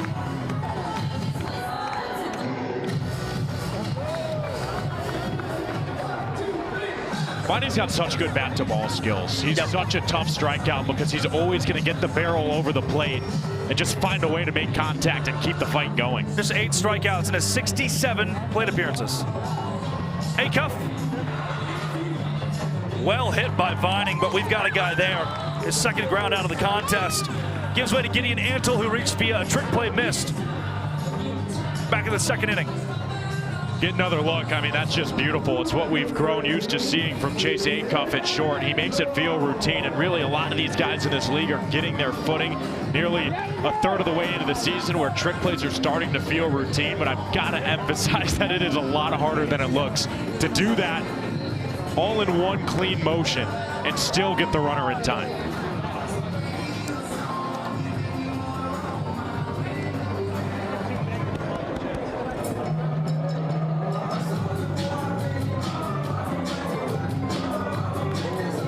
Helton's got him looking for strike 2.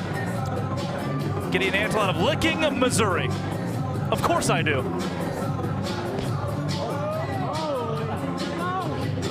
Nice.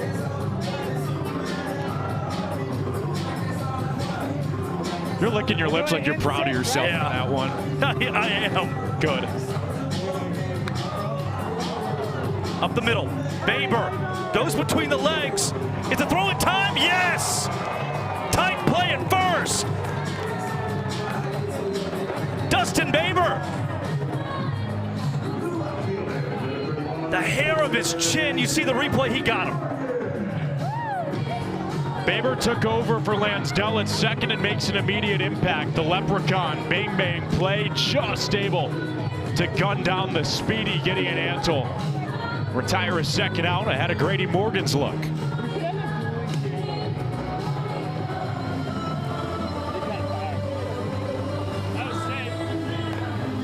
You know, that's a spot where Baber's deep in the hole. Makes that trick play even tougher, but the equalizer point. When we get to the final inning, if the visiting team has more trick plays, they're awarded a point. The Party Animals need those tonight. Pivotal. And Grady Morgan puts one off the windshield of a white Nissan Maxima with Arkansas plates. Bring a glove. Parked in row G. Swing and a miss. Brett Helton is doing them dirty. B. Helton, his first strikeout of the game, having faced 17 batters. He's a contact guy, but he'll take it. To the bottom of the 4th, we head. Party Animals, Loco Beach Coconuts still tied at a point apiece, and We're missing a pitcher for Loco Beach.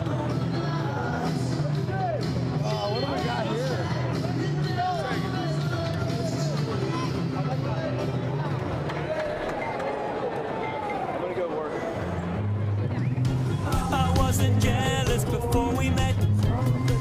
Now every man that I see is a potential threat. And I'm possessive, it isn't nice. You've heard me saying that smoking was my only vice. But now it isn't true. Now everything is new. And all I've heard has overturned. I beg of you. Right out there. She's like, hey, don't look at me.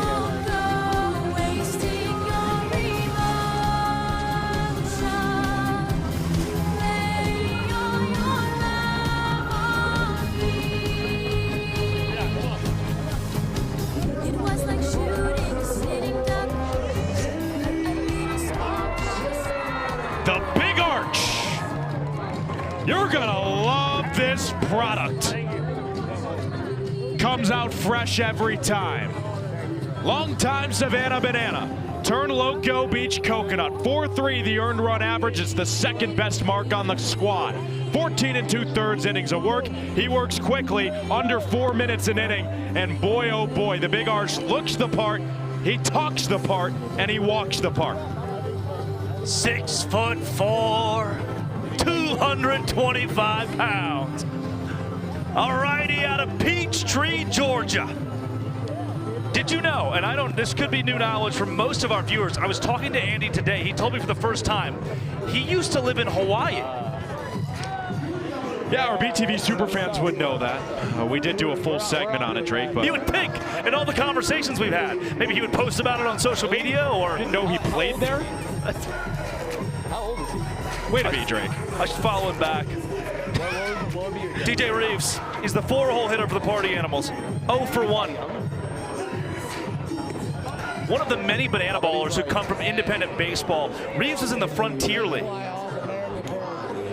But in the middle of his independent baseball career, he took a break 2023 for a weekend to play for the Party Animals, where he got a hit off of stilts from the Savannah Bananas. TJ Reeves. Loco Beach has a man there. Grady Morgan, the putout. The bald man, Johnny on the spot. With a head that helps you read the future, he knew exactly where to be. Ball right in the leather for out 1. After Loco Beach scored in the first 2 innings, they've been shut out now in the 3rd and 4th and put a little pressure on their arms, but Andy Archer got some help and left. And he's all smiles.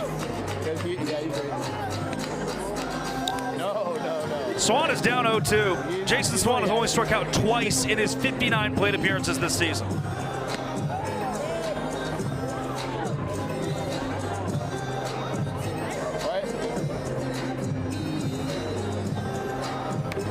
Swan is 2 for 2.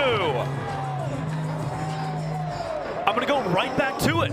After a trick play missed in the first inning, we said Jason Swan is going to give that back to the Party Animals with his bat. A couple of singles in this game. And the last time he singled, it led to a Tanner Thomas home run to give the Party Animals their lone point of the game.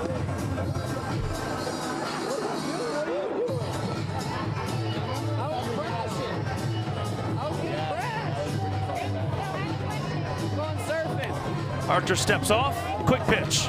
That's in there.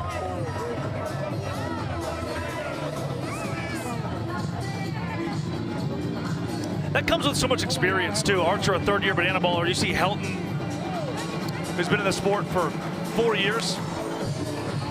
Double play ball. There's 1. Too easy for 2. Jordan Brewer goes between the legs. Andy Archer. Across the board. Dane Tofflin on the hot corner. Scoops it up like a fresh thing of ice cream. Sal Jacobo up the middle. We go from 5 to 4 to 3 between the legs for good measure. Loco Beach keeps the party animals at bay, and we remain tied through 4. It's those veteran pitchers that change their pace throughout the game, like Andy Archer, and it leads to plays like that. It confuses hitters. Ball on the ground, got a guy there, double play. And what's more fun than that? The Bananaball Championship, of course. Geico and the Bananaball Championship League are teaming up to send one lucky winner on the ultimate fan experience to the 2026 Bananaball Championship game on October 10th. Win 4 tickets, airfare, hotel, and a VIP on-field player experience. Go to itfeelsgoodtogobananas.com to enter. Itfeelsgoodtogobananas.com. Look at this place. Over 10,000 people that have filled Las Vegas Ballpark, Greater Nevada Field. Brand new to the Party Animals headline tour this season, the glow in the dark, light up wristbands. And it really makes their show feel that much more unique. You're only going to see that at Party Animals home games this season. What a big addition it's already been. You can feel the energy whenever the lights go off. Picture Milwaukee in a month's time when the Party Animals with the Loco Beach Coconuts will sell out a Major League Baseball stadium without the Savannah Bananas there. And 40,000 some odd people will have those wristbands on doing the exact same thing. Sounds awesome. It's moments like that that I really wish I could envision things in my mind. Growth of the sport. Growth of the sport. Brett Helton allowed a point in the first inning off of an unearned run when Tanner Allen, the first batter of the game, reached via a trick play missed. Since then, the Coconuts have been cold. It's 110 degrees and sunny. Look deep enough in your heart, Drake told. 110, is that your ideal here? Is that what you want? I'm always sitting on a rainbow. Peyton Chatagnier, Cypress, Texas kid. The Bananas and Tailgaters wrapped up about 25 minutes ago in College Station, Texas. Largest game of Bananaball history. 102,000 people. Baber, between the legs. Yes. Count it for Dustin Baber, 1 down. Puts the Party Animals ahead 6-4 in the trick play column. How about it? I mean, Brett Helton has been mighty efficient in this game, both in terms of time, but really in terms of pitches thrown. It's allowed him to get deep into this game. Sal Jacobo, mentioned a few times in this series. He was a Party Animal last season. This is his sophomore year in the sport.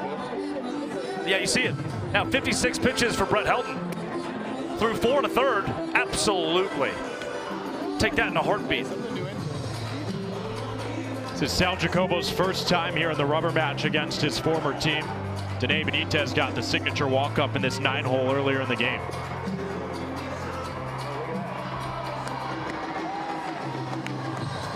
Live fan feedback. Alive and well, AJ Switek. It is. I love the YouTube chat. So I'll give a quick hello and thank you again for spending your long weekend here with us in Las Vegas. Time here does not exist. Correct. Captain Crunch to Kiki to Catherine to Biff. Ruth and Katrissa. The usual characters lighting it up tonight. Swing and a miss. Strikeout number 2 for Brett Helton against his former teammate. And AJ, I was going to tell you earlier, you and I were having a conversation at length about Brett Helton's strikeout celebration, the red light, green light, and here you see it on full display. Kyle Perry knows it. It's one of the best in the sport. But when Brett Helton does something, he likes to take his time. He's gentle. It's 2-minute pitcher intro to start the game, and then a 1.5-minute strikeout celebration after he cuts down Sal Jacobo. And X just gave it to you. Dalton Malden walks to the plate. And his walk-up song is himself. That'd be a pretty cool feeling. Yeah. Come up to an at-bat in front of a sold-out AAA ballpark and hear your song. Florida guy who moves out to Nashville to make it in the music scene, and he does. And now plays in Bananaball. Favorite Dalton Moulton song? Cherry Lime for me. Oh, you're asking mine? Held Ballard, ball home, converge. Ballard to himself. Drake, typically questions start with a who, what, when, where, or why, not just favorite song. Statement, aggressive, and that eye contact was mean. Get your shoes back I on. know you love his cover of House of the Rising Sun. We listen to it every morning. Midway through the game here in Las Vegas, still tied at a point apiece. Next week in Bananaball, let's get on a flight tonight and take this party to Atlanta, Georgia for the Animals, Truist Park, the MLB game. Whereas the Clowns and Tailgaters go to Tulsa. Coconuts Firefighters, Equity Bank Stadium, Wichita, Kansas. Yay! All across the country, the 6 teams in this sport. Year 1 of the Bananaball Championship League. Formerly, it was just a tour. Now it's a world tour.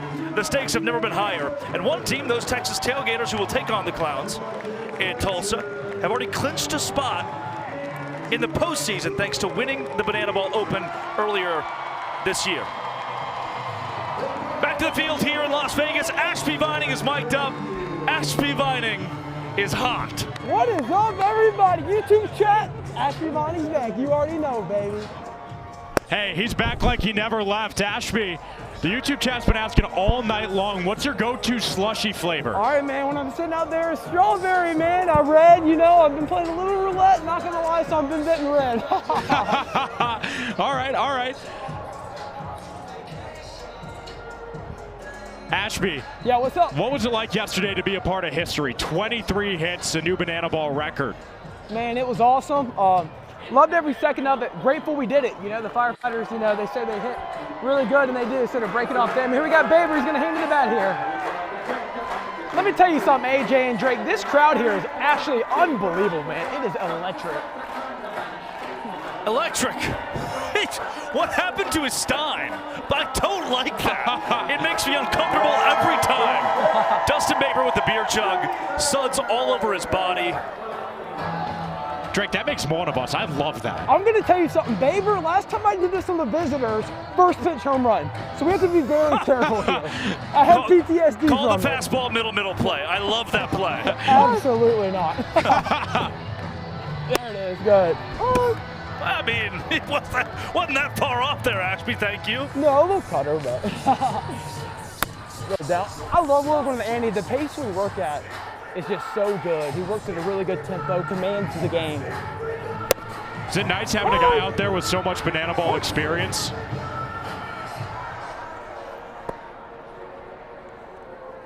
There it is.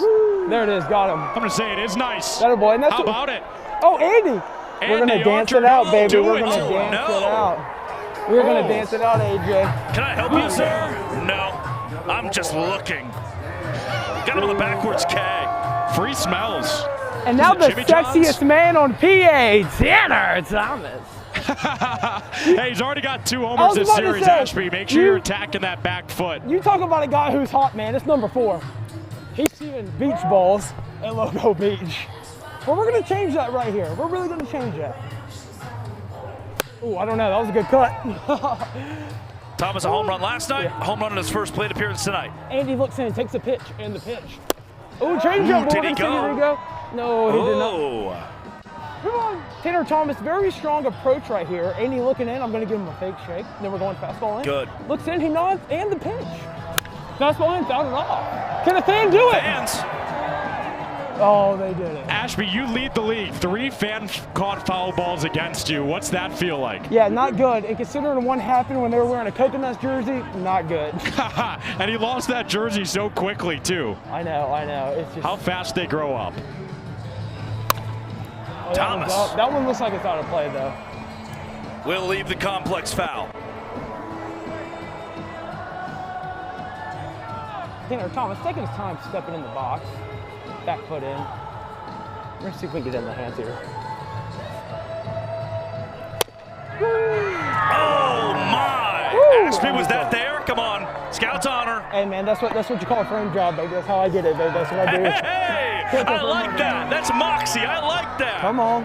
That's Come how on, you we're steal working. a strike. That's how you steal it, No baby. one does it better than the Loco Beach backstops. Ashby and Eric do it on a night in, night out basis. It's back-to-back punch-outs. Ashby, I think we need you on the mic more often. Hey, I'm loving it, man. You talk about another guy that's swinging high. That's running.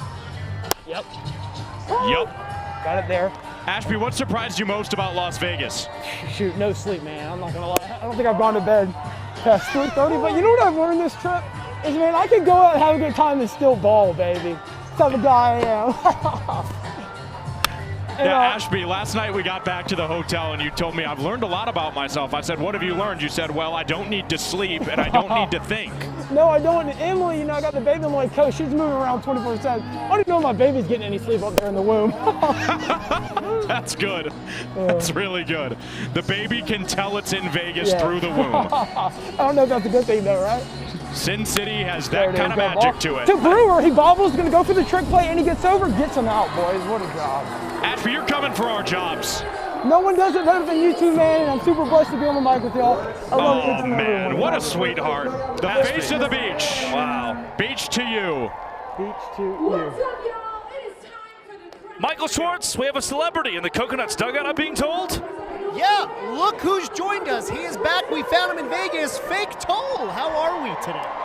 We're doing good, Marcus, but let me tell you, last night when I was up in the booth calling this game, I said when it rains, it pours, and it poured on my party animals, and it really upset me. But we were at dinner last night, me and you, and well, we did more than dinner. We stayed out late. Well, okay, let's not tell everyone. But I did say I was going to have to take a look at the coconuts, you know, see what are they doing, what's in the juice. Are you ready to just put on that color? I'm not sure if I'm 100% ready. My boys are in it today. We're 50-50 right now. But Loco Beach is going crazy. They're winning me over, you know? You talk so much. Last question before I go. Who do you have a crush on the party animals? Sean Fluke, obviously, since day one. This is legit Fake Toll. These are the answers. Back to you guys. We heard it all. I hate him. Hate's a really strong word. I want to destroy. Drake. What did he do to you? I don't look like that, do I? No, you look worse. Oh. Fake Toll rears his ugly head again. What about it, though? I mean, we've had Fake Toll and Fake Jay Switek in the same day. This is well hit to left. Oh, my goodness. Fisher can't get it. It's a base hit, 2 bases for Tanner Allen. I want to get another look at this. I don't think Fish ever had full control of it. No, just bounced off the top of the glove. Would have been an incredible play. Miraculous effort. But when you hit the ball as hard as Tanner Allen, it's hard to clamp it at times. I should be clear. I don't hate Fake Toll, the person. I hate Fake Toll, the idea. I hate the idea of Fake Toll. Why is that? But I love Clayton Franklin, wherever he is tonight. See, that's how you ask a question, Drake. Thank you. Not how you answer it, though. Why don't you like it? It's too on the nose.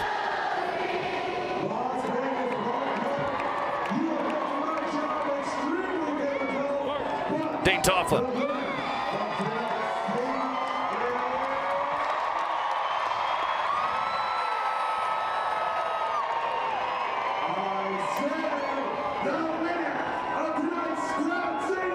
Man, Helton took his time. Shook off a few. Great pitch. Couldn't get the call from Trey Hudson. Hair outside.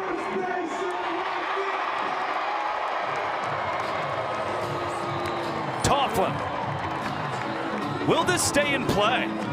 It's way foul. Ballard hugging the dugout. Just enough room for the Animals. Completely ran out of real estate, but still able to bring it in. Good job to stick with it on the hot corner from Michael Ballard. That's typically where you see Bryson Bloomer for the Party Animals, but Ballard stepped in and made a couple nice plays defensively already. Hey, Biko's in the chat, and he, for one, is on the same page as me. We love fake toll. The idea, the concept, the human being, I'm all about it. Smoked. Straight into the net from Eric Osberg. Florence, Massachusetts kid. 6-year minor league career for Osberg.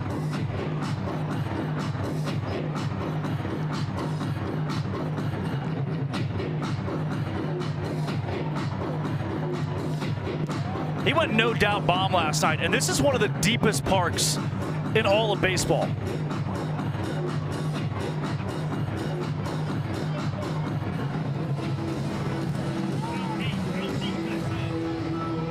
The corners, 345, 380 to right and left center, 415 to dead center. Osberg's home run last night, 480 to right. I mean, it was a no-doubter by definition. He let out every bit of rage on that banana ball and then proceeded to tell the world that he's the hardest out in this league for the second time in as many weeks.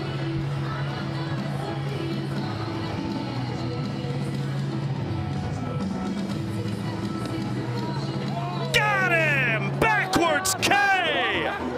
Brett Houghton. What a frame from Bronson Ballholm, and Trey Hudson, the home plate umpire, says, what do you want me to do about it? Strong frame. And that pitch is close. You know, when I was in T-ball, they used to tell me, anything close, you got to be swinging. 2-strike approach. In T-ball? Yes.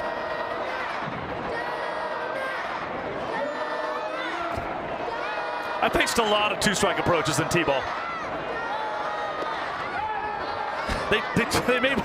They made me the designated fielder in T-ball. I just sat out there in right field sniffing those. You were the Mark Smith of Valonia, Arkansas. Yeah, I was sniffing those Smetzels. You were sitting at second base playing with the dirt and smelling Smetzels. I found a 4-leaf clover once an inning. Not once a game, once an inning. See, I was more the guy who played left bench and read Frog and Toad. Our pitcher's ERA was terrible. What was I supposed to do? Superman that, oh! Down the Euphrates River. Get another look. Oh, that can't feel good. Even with the protection. What an astute observation. Yeah, I heard that a time or two.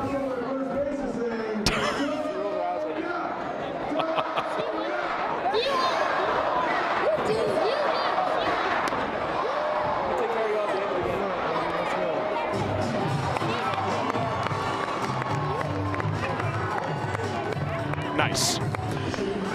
Top of the 6th, Coconuts held off the board. And it is finally time for everyone's favorite part of the night. Say hi to the child, AJ Kirsch. And tonight, we're gonna do both at the same time. So I need everyone who's able to get up, out of your seats, on your feet. Get those light up wristbands up in the sky because we are about to light up. Hey, baby! Let's get those hands clapping.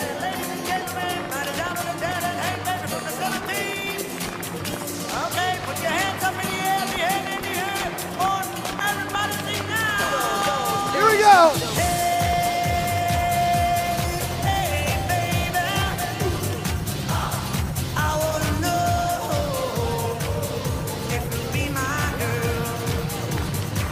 Once again. No! That light was $13 million! Stop! Please! Why are you so violent?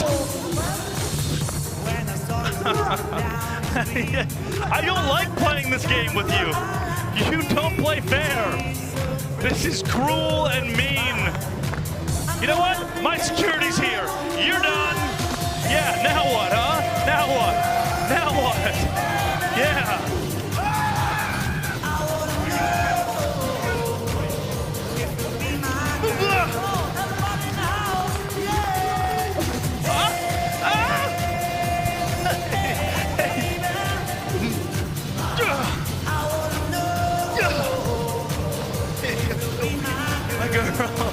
I don't think when Jesse Cole at the advent of Hey Baby had this in mind for greeting the child.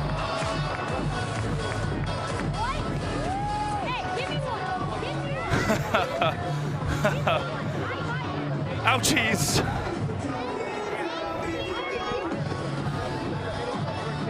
You're bleeding. I'm actually bleeding. Your security man. He did things to me I don't like. My knee. Can we get first aid? I would help you clean it up, but that's how diseases are transferred. You mean you don't want mine? You had one too many of the happy drinks last night and disclosed the. You oceaned me. You were you hipping me. We both shared with each other our medical history. I don't think I want any of that. I think I won that battle. Andy Archer. Oh, I want some of that. Right now. Strikeout part of the for Big Arch. I actually need to get this knee figured out. Throw some gaff tape on it.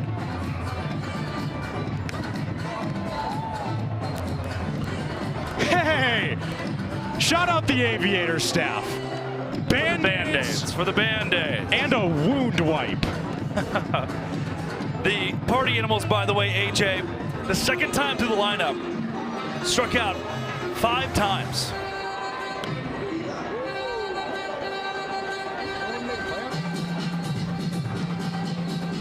Each of those 5 against Andy Archer.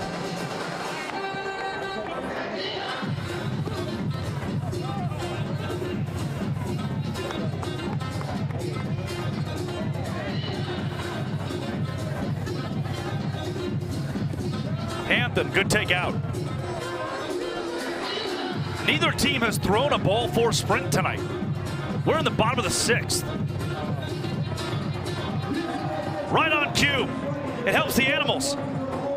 Reese won't test the Loco Beach ball 4 sprint defense. He stays at first base. Can I tell you a secret? Yep. That wound wipe wee hooded. There's alcohol in that. Don't eat it. Oh.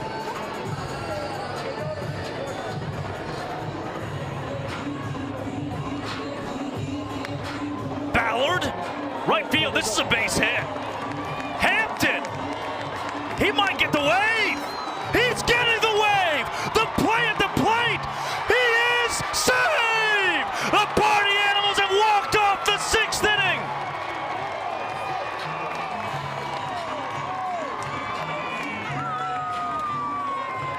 It is immediately challenged by Mark Crocco, Shane Victorino. Victorino was on top of the play.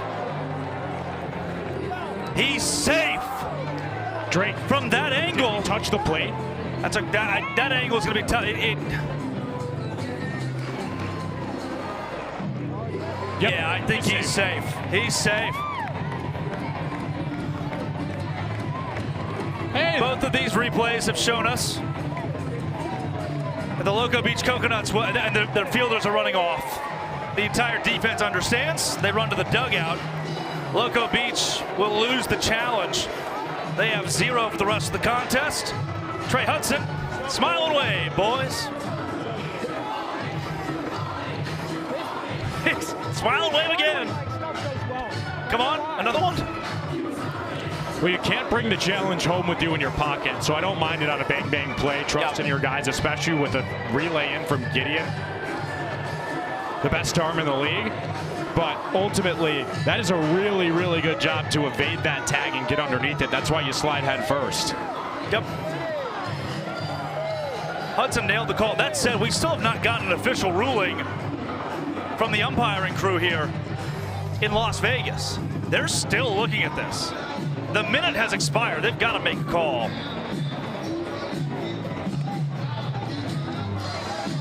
I mean, the party animals have taken the field. They still have not told us. Here we go.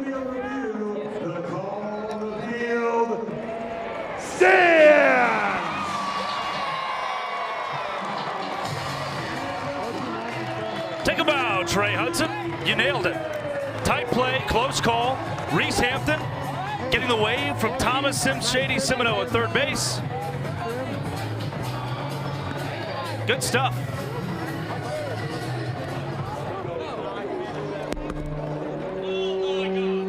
I can't believe it.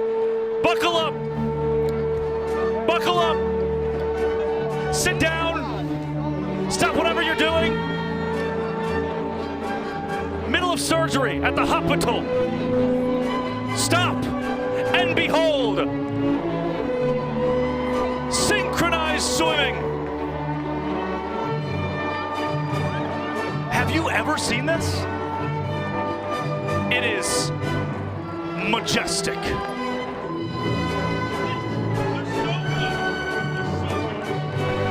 I just want to know what goes into practicing this. Do one of these guys have a pool? It is good. The first party animal show caller, Avery Hughes, built so much of this show. Jake Skoll's fiance. And during the Party Animals headline tour in 2024, in tandem with Jake Lialios, Big Butter, Connor Higgins, and a slew of guys, it was brought up, what if we did synchronized swimming? And it has evolved into perfection. I kind of have a feeling more ballparks in the future are going to start installing pools just so that the party animals can come do this. It was funny enough in the middle of the field with the tarp acting as the deep blue. But this is next level.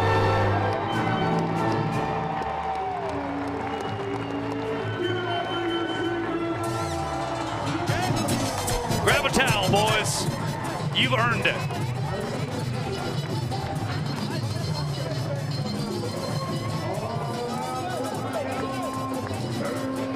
Ryan Rodriguez, the sexy Mexi.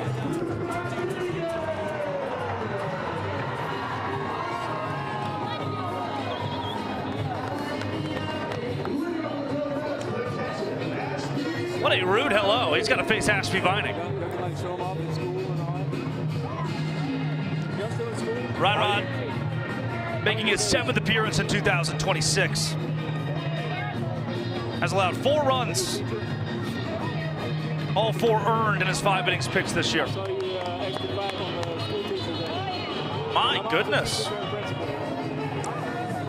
He's ahead on Vining 1-2. In his career, Vining's really been the kryptonite against this Party Animals team specifically.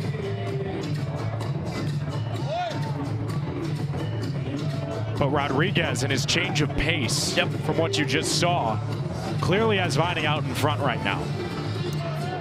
Tough to fool Vining, though, who keeps fighting it off.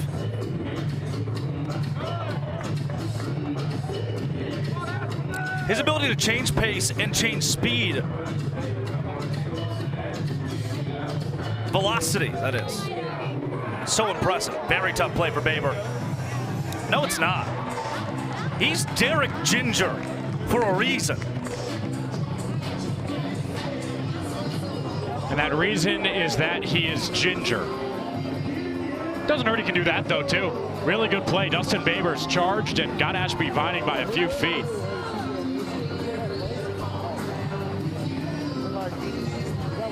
Time for a 7-2-2, a Rod 2-2.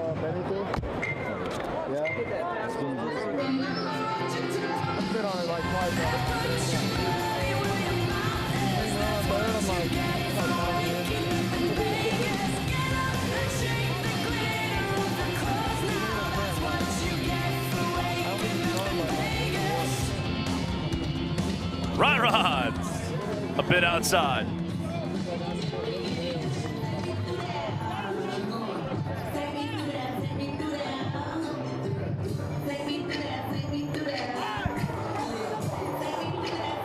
No man's land, left field.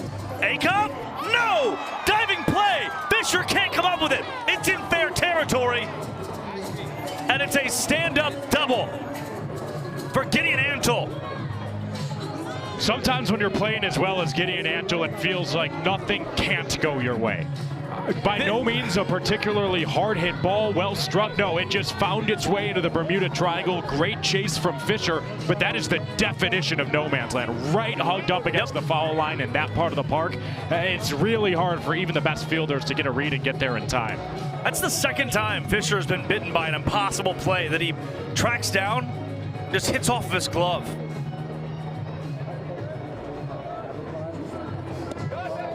Fish has displayed incredible range. These are just well-struck balls, well-placed balls.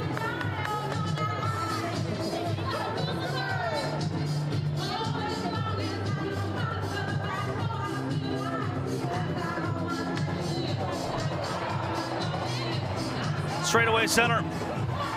Reese Hampton collects the out of Grady Morgan. AJ. Drake. Last night, 25 combined runs. 25 combined runs. Between these two teams. 20 came from Loco Beach. JD Urso's in for Peyton Chatagnier. Interesting. Maybe making his debut at shortstop then as well. This gets really, really interesting for JD. Him and I are taking a 2-day trip to the Grand Canyon starting tomorrow. Celebrate no longer being 21 years of age. Is it a two-way trip?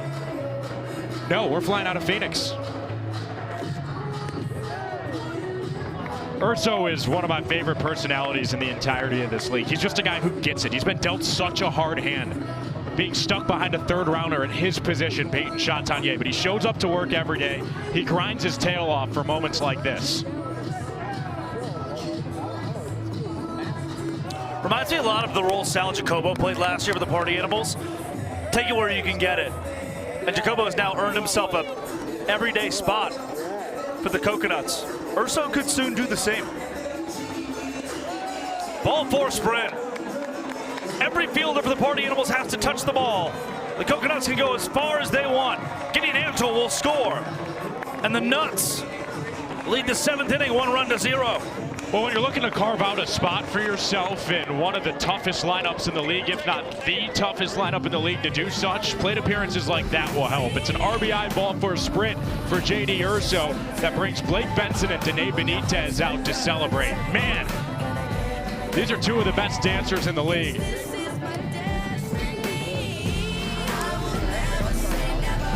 What is she bad at? What is she not good at? I love when women. Today's just amazing. That's a good point. I'm really trying to think of something she's bad at.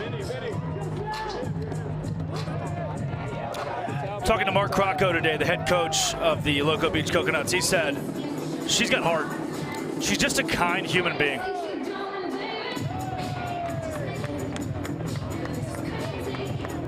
Rodriguez can't find the zone.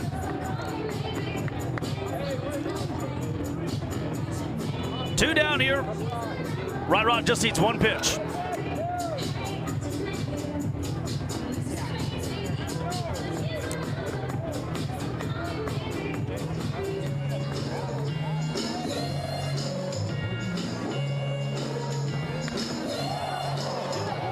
Deep right field for Sal Jacobo. Sal Jacobo, your first home run in the Bananaball Championship League comes against your former team, the Party Animals. Against your former team, the first of the year. Oh, yeah. What we got? What do we have? I don't know. Just taking this moment. I don't know. Coconuts take the lead. Okay. I thought he was setting me up for something. Take that, Jacobo. Sal Jacobo. Huge swing in the top of the 7th inning. Touch 'em all, Salamander. Sent that one to the Synchronized swimmers and rightfully fired up. It's a trio of runs for Loco Beach in the 7th. And against his former team, Jacobo gets his first yard call of the season. The Salamander with magic in the bat. He did not hit in last night's game.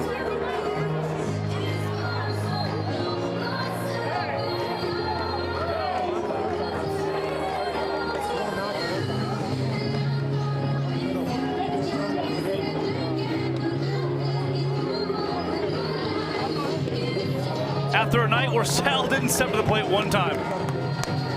Comes out in this ball game. He didn't start this game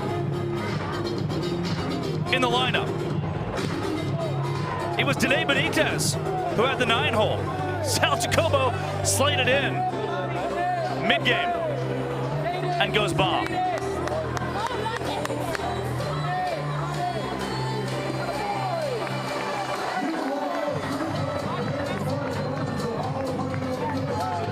Malton's going to hold at just one base with the ball four sprint. For me, the unsung hero there, I'll go back to it, is what J.D. Urso did with 2 outs to bring Sal Jacobo to the plate. Yeah. Without that ball four sprint, we don't see that Sal Jacobo home run, at least not in that moment. And that's the difference between a 1-run top of the 7th against a Party Animals team that showed an innate ability to answer, and now a 3-run top of the inning where you get the lineup moving back to the top for Tanner Allen. The ball four sprinter of our generation stands off first. Tanner Allen is 1 for 3. Had a double his last time to the dish.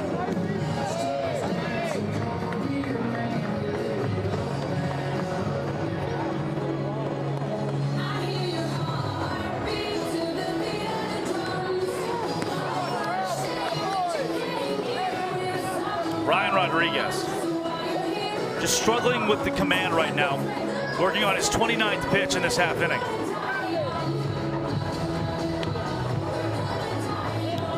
Oh, the synchronized swimmers are back. They have returned. Behold. They don't have to put their shirts on, I guess. I mean, they don't want to. Whatever.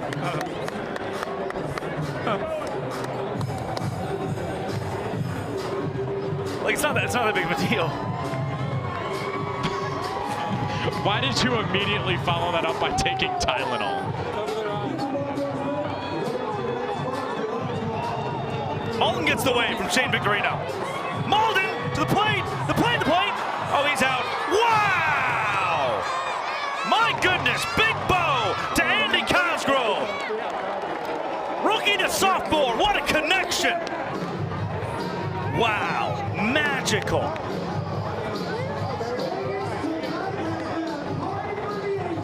Hey, down 3-0 in the inning. I'm not gonna stop believing. Everyone who's able to get up out of your seats, on your feet. I need you to get those light up wristbands up in the air, swaying side to side as we welcome Party down to the field and all join in together to sing Don't Stop Believing. Just a small town girl living in a lonely world. She took the midnight train going anywhere. Just a city boy, born and raised in. He took the midnight train going anywhere.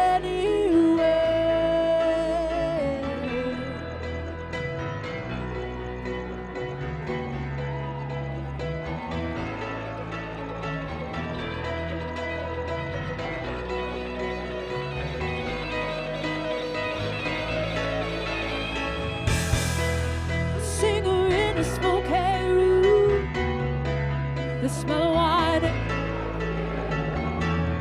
For a smile they could share the night. It goes on and on and on and on. Strangers waiting up and down the boulevard. Their shadows somewhere in the night. Say don't stop. What? Hold on to that feeling.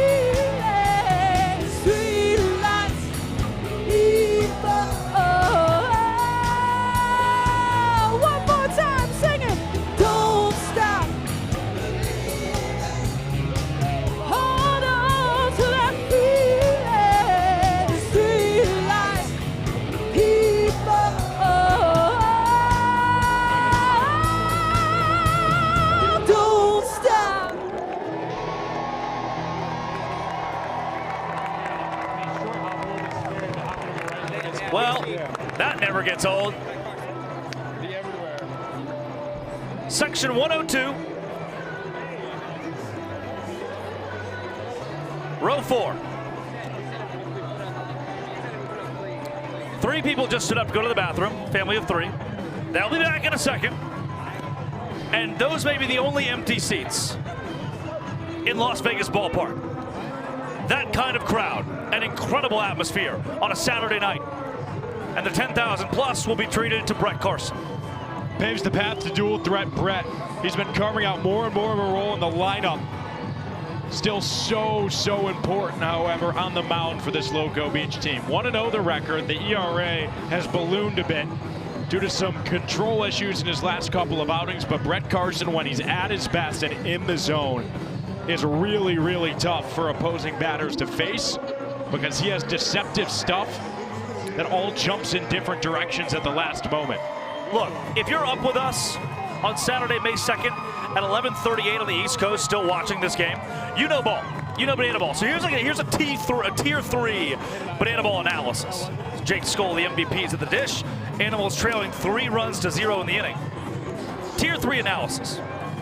Ryan Rodriguez struggled with control in the top of the 7th. That led to a long half inning. Brett Carson has struggled with control this year.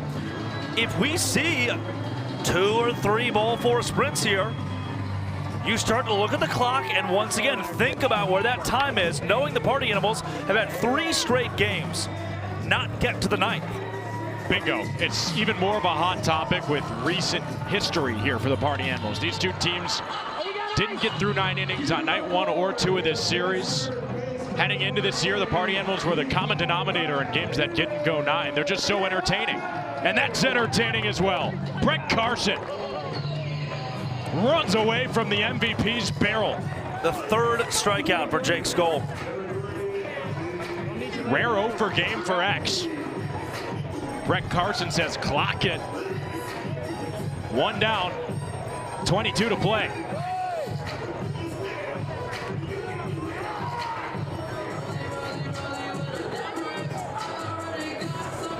Rodriguez threw 3 ball 4 sprints. Again, the aforementioned half inning of work from the Sexy Mexi. But Brett Carson got a quick out. There's another one. And just for good measure, the throw to first. That's more than good measure. That's a trick play and a big one from J.D. Urso. Sal Jacobo's moved to shortstop. J.D. Urso's taken his spot at second. I don't see a trick play there. Let's see a replay if we can again. There was no trick play. I think Urso may have caught it in the air and didn't want to. I'd love another look at that because that's pivotal in this point of the game. Yeah, it is. I've got no trick play on first look, but if we could get a replay, we'd love to see it. Based on the frustration on his face, I'm going to side with what you're saying. Swanee, this should be a trick play. Behind the back. And under the legs. It's 2 of them for Loco Beach. And we're tied. 2-2 ball game. J.D. Urso leaves no doubt this time. We go around the world and between the legs. Double trick play and a big one as Jordan Brewer and company fired up. It's knotted at pairs as we head to the 8th. Look at that. That's the emotion. That's the care. That's the beach. And we are so lit. We get lit. You are going to be doing the dance. That's a butt. That the party starters are doing. Get ready.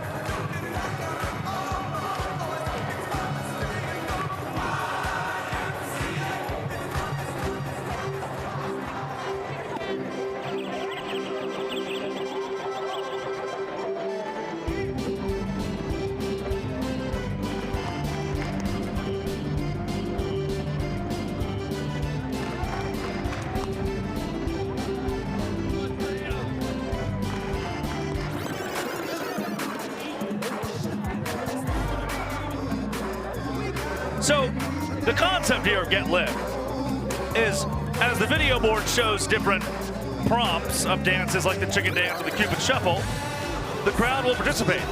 And you at home in the YouTube chat have to guess what dance they're doing. Make them work for it. It's like a crossword puzzle, but for your body. I would really hope that when you hear Gangnam Style, you would be able to know what they're doing.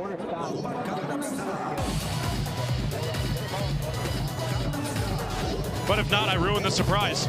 Really, what I've got my eyes on right now, Drake, in a 2-2 ball game, heading to the 8th inning. Look at the trick plays. They've got the party animals at 8, the coconuts at 7. This equalizer point is very much up for grabs. And it's going to be up to Dylan Porter to find a way to get his guys a little bit of a cushion before the bottom half of the 8th. All the shorties in the club, let me see your chest. Wobble, baby, wobble, baby. Wobble, baby, wobble. Home run in a silo. Big Bo. Party animals need some trick plays, AJ. I'm shocked he didn't go for one there. Just tip it to Baber and let him get in the hat for 2 of them. That could have put things away. Instead, that's actually a fairly productive out from Dane Tofflin because it doesn't turn into a trick play in a game that's tied, and the equalizer point could be the difference maker.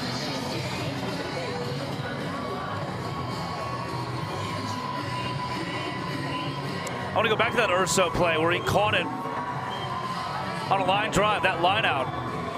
And that thing just bounces once. This game is tied at 8 trick plays apiece. Urso could have gone between the legs, behind the back, whatever he wanted to do. The old game of what if, right? Swing and a miss for Osberg, a strikeout, an 0 for 4 night after he was world beating 24 hours ago. Dylan Porter has proven to be the best arm in the bullpen for the Party Animals. And what a story it is. Took a year off of bananaball to play independent baseball after the 2024 season. Following 2025 out in California, playing indie ball, he's drafted to the Party Animals, and he's been pivotal for this team's success. Porter making his 8th appearance. And in now 8 2/3, he has 11 strikeouts.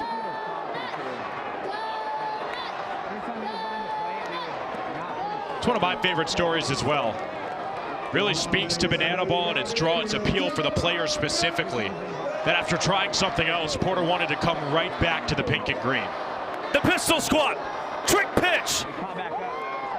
Oh, Baber, tough, bouncer. No, Swan tried to go behind the back, just too aggressive. I think if Baber goes between the legs here, Swan's got a much better shot at that. Yeah, the bounce is really tough if you're looking for the double trick play. In that moment for Swan, you probably just want to grab it normal and I think so. I think so. Just take the one trick play. Once Baber opts to bounce, Swan at that point, I think you've just got to catch it clean. Bingo. The equalizer forces these moments. That's why it exists.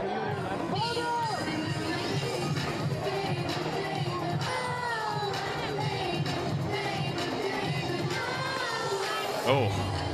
Ashby Viney is swinging. John Anderson style. I got that one.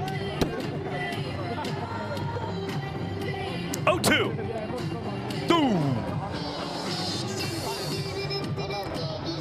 Will Porter go pistol squat again?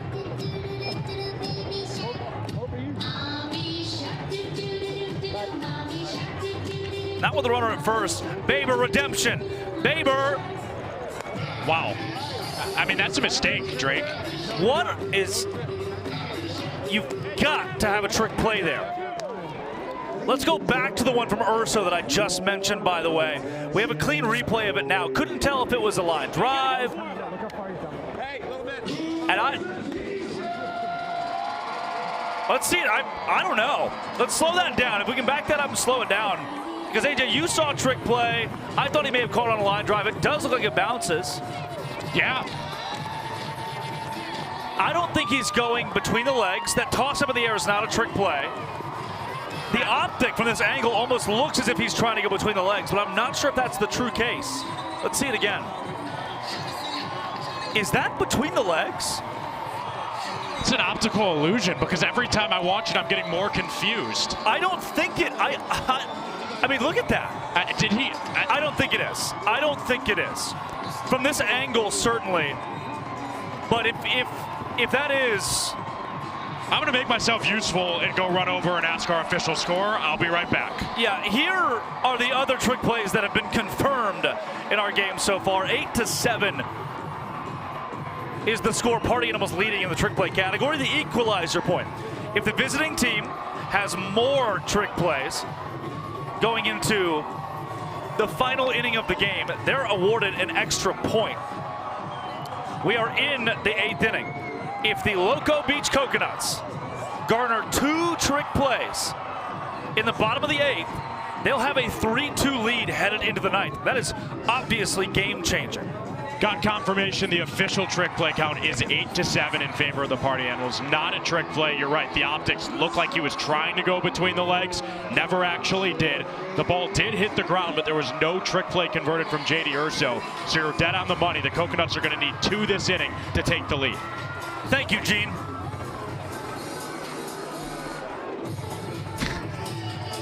I got that one too. Chase Acuff. I love conversations like that, man. Again, the tier 3 conversations about Bananaball. For those that are up watching right now, you understand those. And look, that's tight. That deserved a conversation. You, the viewer, get to go in the mind of those following the intricate rules within the rules of our game.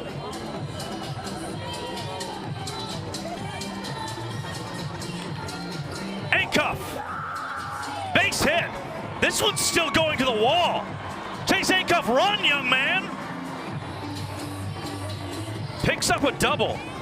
Now the flip side. That's Loco Beach could win the equalizer, go up 3-2, or the Party Animals can just walk off this inning. That could be detrimental. I mean, a ball 4 sprint here not only walks off the inning now for the Party Animals, but it ensures that Loco Beach can't get the equalizer. This is a 2-point swing we're looking at right here, one way or another. Man, this is where Bananaball forces you to swing the bat. Obvious bunting situation. But bunting sucks. You're forced to swing the bat here. Where Baber could lay one down, move Acuff to third. No, not a very large chance you'd get a trick play against a bunt. This is the moment for it. You just can't. Baber, center field, Allen going back, it's over his head.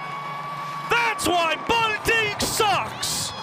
Dustin Baber just walked off the 8th, and the Party Animals have a 3-2 lead to the 9th. I ain't need no trick plays.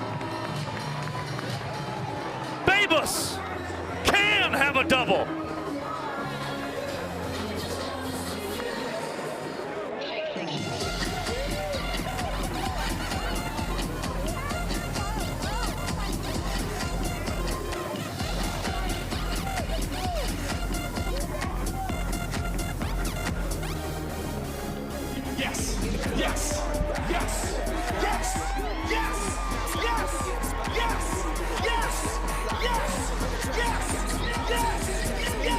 What a big swing in that moment from Dustin Baber. Tanner Allen back showing. He had to go full wind sprint just to get to it. Made it to the deepest part of the park, 415, and stalled up for a walk-off double, and all the emotions flare. Baber saying, let's dang go, you guys, yeah. Nice. As only Babers can do. I was just hearing dolphin noises.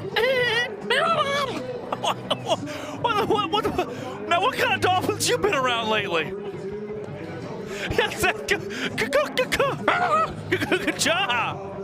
You ever met a dolphin before? We saw them together.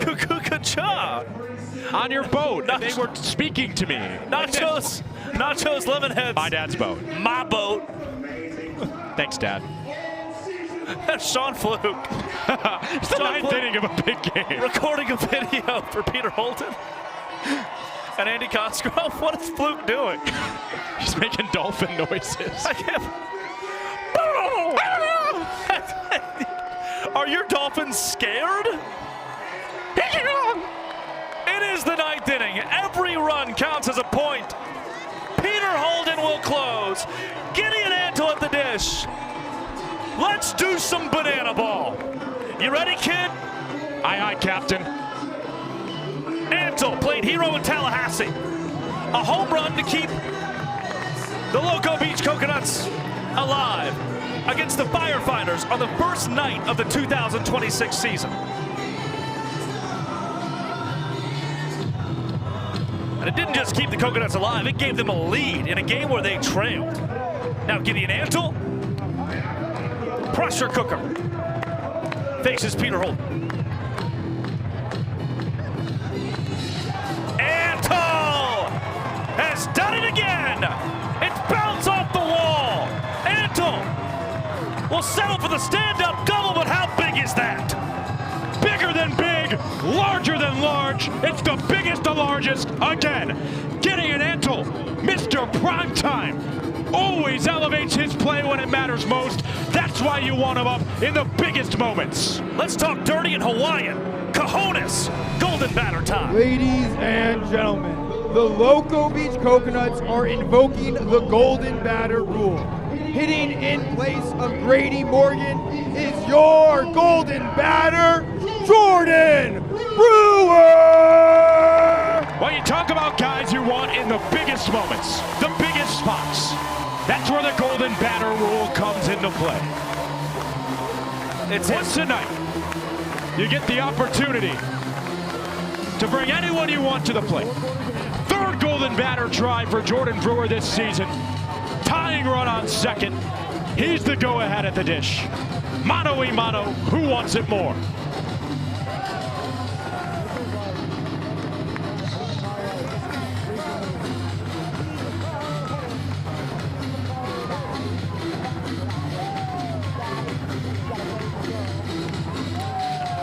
I have a friend named Peter. Peter is my friend. Get up and dance, Peter. Get up and dance, Peter. Drake, this season, the Party Animals have had 8 save opportunities. They've blown 7 of them. This team has not been able to close out a win if they were getting offered money to do it. I'm just saying it how it is. They are 1 for 8 in save opportunities this season. They've given a new man a look, Peter Holden, to try to be that guy. This is where you prove it. I just threw up all over myself. Great pitch from Holden and a swing from Brewer on the 3-0. The late innings have been catastrophic for the Animals. And the opposite for the comeback Coconuts.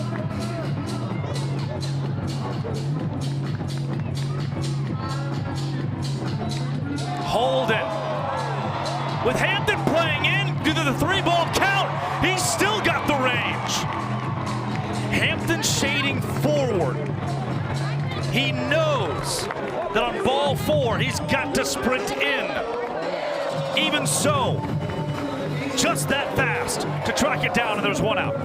How the turntables. All of a sudden, J.D. Urso has the biggest at-bat of the game. This is a guy who has not started this weekend. And now he's got a chance to play hero. What a moment this would be. Productive out from Brewer has the tying point 90 feet from scoring. Holden's 1-0.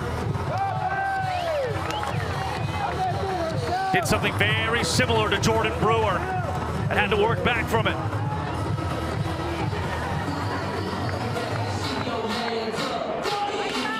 The big lefty finds the zone. Headed foul. It is foul. And man, that little kid could have changed all of our lives. The fans cannot come up with it. 2 or 3 folks had an opportunity. Instead, it falls idle, and the count is 2-1. Urso Watch his holding outside. A ball for a sprint would tie the game. Nutt loves it. Hitters count. What else did you want? What did you ask for that you have not gotten? What do you need? It can be found in the breast of bananaball. The payoff. It's outside and we're tied. Loco Beach. Urso wants two. He's out. Momentum flipped. Urso can't believe it. The Coconuts don't have a challenge. They need the fans here. I need another look at this right now. Oh, come on, he's clearly safe. Oh, no. Oh, what a game-changing play. No. That's not what you want to see. Oh, wow. Now the Coconuts are coming out of the dugout. You got to pull them. You've got to pull them back. You cannot have this. Eric Osberg is livid. Osberg just went out on the field and he ran out on the field toward the umpire. We cannot. Joe Zolo saying, get back in the dugout. Wow, what a moment in this game. That's not what you ever want to see. J.D. Urso works a ball for a sprint and hustles to get to second. I mean, I get the frustration. You know what? At the same time, this is a league. This is a league. These guys want to win now more than ever, and they're right to be upset at the call. But they burned their challenge earlier in the game. On a play at home plate. An incorrect challenge. They lost it.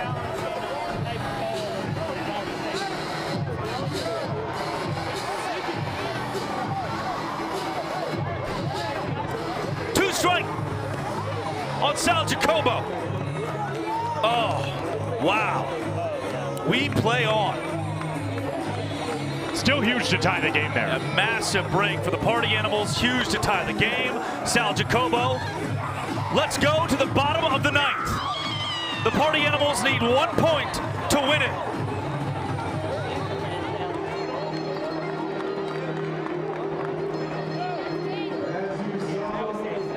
Mikey Ballard, who's played the full 9 at third base tonight. Now, how does this sway the momentum, the moxie of the Loco Beach Coconuts and C.J. Williams? Drake, at the very top of the show, we talked about keys to the game. I said you can never get too high, you can never get too low. For Loco Beach, there's frustration. It's palpable. You can see it on everyone's faces. They feel J.D. Urso was safe at second base. But regardless, the call has happened and it's in the past. And that's why you draft a guy like C.J. Williams for moments like this, to find a way to showdowns for the second time in this series. Williams cannot allow a run. It's the bottom of the ninth inning and a tied ball game. And the biggest trash talker, the meanest pitcher in the league, the self-proclaimed villain who's gonna strike you out, point you in the face, look you in the eyes and say, go take a seat, needs to find 3 outs to give his bats a chance to get Loco Beach this rubber match and this series. The former visitor, a member of the bananaball developmental team in 2025, C.J. Williams, who cut down the Party Animals in a save opportunity, night 2, Louisville, Kentucky, his first weekend in the sport. And you knew that day, Star was born. This is huge. I really want to see the mental toughness of these Coconuts. Tanner How Thomas do you respond? at the plate. In 5 games as the home team in Las Vegas, Tanner Thomas in his career has 3 home runs,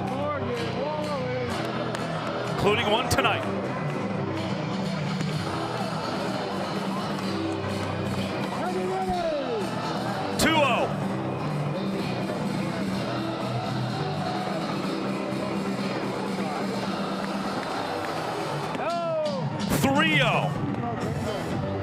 Thomas can be selective, Williams cannot. He had to find the zone, he couldn't. Thomas. will remain at first base. Takes the free 90, 4 consecutive balls, and AJ, none of them were particularly close. Conventional speaking and thinking tells you this is a spot you would never try to steal a base. But the Coconuts have yet to catch a runner stealing through 16 games as a franchise. The game-winning run moving to second would mean a ball four sprint would all but end the game. The Rookie of the Year, Andy Cosgrove. He's entered the game for Bronson Ballholm. His first plate appearance tonight. What a scene in Las Vegas.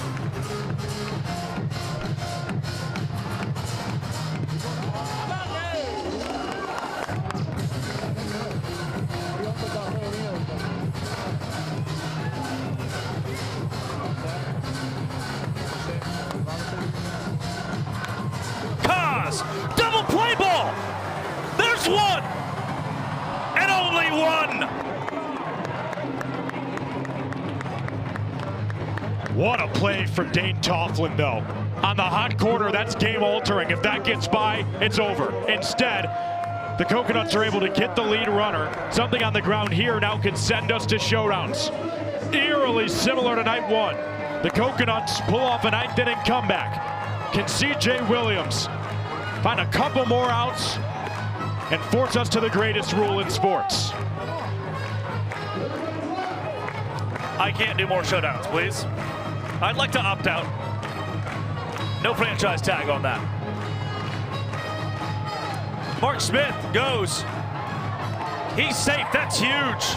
That's huge. Now a ball four sprint wins the game for the Party Animals. The speed of Mark Smith, your designated runner. Anything hit hard, a base hit, it's that 90 feet is so crucial. You hit the nail on the head. The Coconuts, that's their kryptonite. That's exactly why I mentioned it, right? That stolen base changes the entire optics of how you're thinking on the mound now as CJ Williams. It's got to be strike, strike, strike. Williams still has the ball in his hand. Swing and a miss! CJ Williams!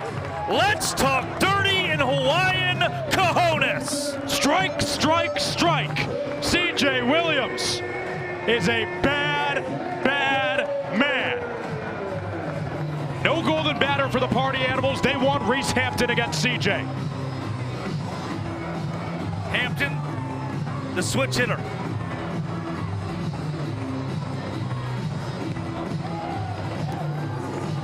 All of a sudden, CJ Williams has settled in very nicely.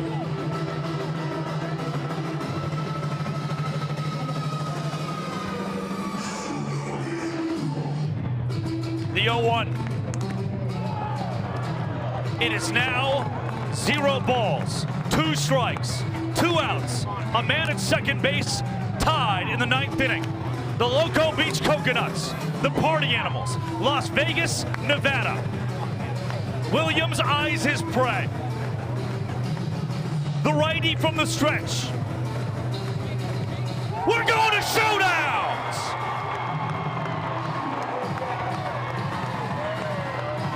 Throws him! CJ Williams fills up the zone.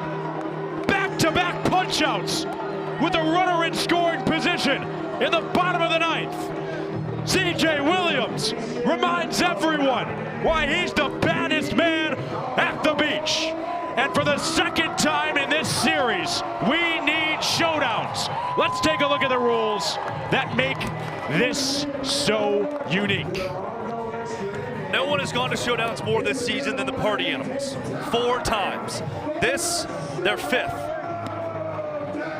The Animals won it 7-6 on Thursday. And you see the rules in front of you. Round 1, pitcher, catcher, fielder. Round 2, simply pitcher and catcher. And round 3, pitcher, catcher, and the bases loaded. But that addendum at the bottom that you saw, a home run over the fence, wins the game. Either team. The visiting Coconuts will elect their batter now based on the party animals, sending Peter Holden to the bump. They've also sent John Howard Bobo out to the field. Both teams' best fielder in showdowns is their right fielder, Anthem and Bobo, with plus arms and plus speed. That's big, because balls in play that get to the outfield don't guarantee your win in showdowns. If a fielder can make a play, it changes things. We'll see if there's an opportunity for John Howard Bobo against Jordan Brewer. Mark Rocco and Shane Victorino opted to use him as the golden batter. What he did there would be a point here. Rope to dead center. But it's a fresh slate. Brewer worked a ball for a sprint and was put at second. Designated runner put at second before smashing Peter Holden in showdowns on Thursday. Pistol Pete. High and away, the count's 1-1.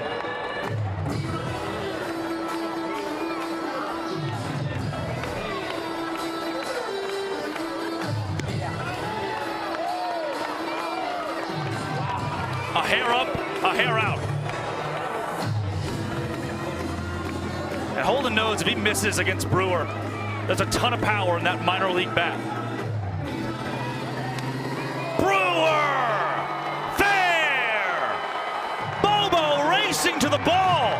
John Howard Bobo's got wheels. Does he have the cannon? No, sir! The Loco Beach Coconuts lead it 4-3. Off the big bat of Jordan Brewer. Don't do it to him, Aquaman! For the second time in this series, Jordan Brewer secures a showdown point. It's roped down the left side of the yard. Rattles around in the corner. And in spite of the plus wheels and arm of John Howard Bobo, Jordan Brewer sent C.J. Williams to the mound with a chance to win the game and the series in Las Vegas. The party animals are 6-9 on the season. Nice. C.J. Williams could drop the defending champions of bananaball to 6-10.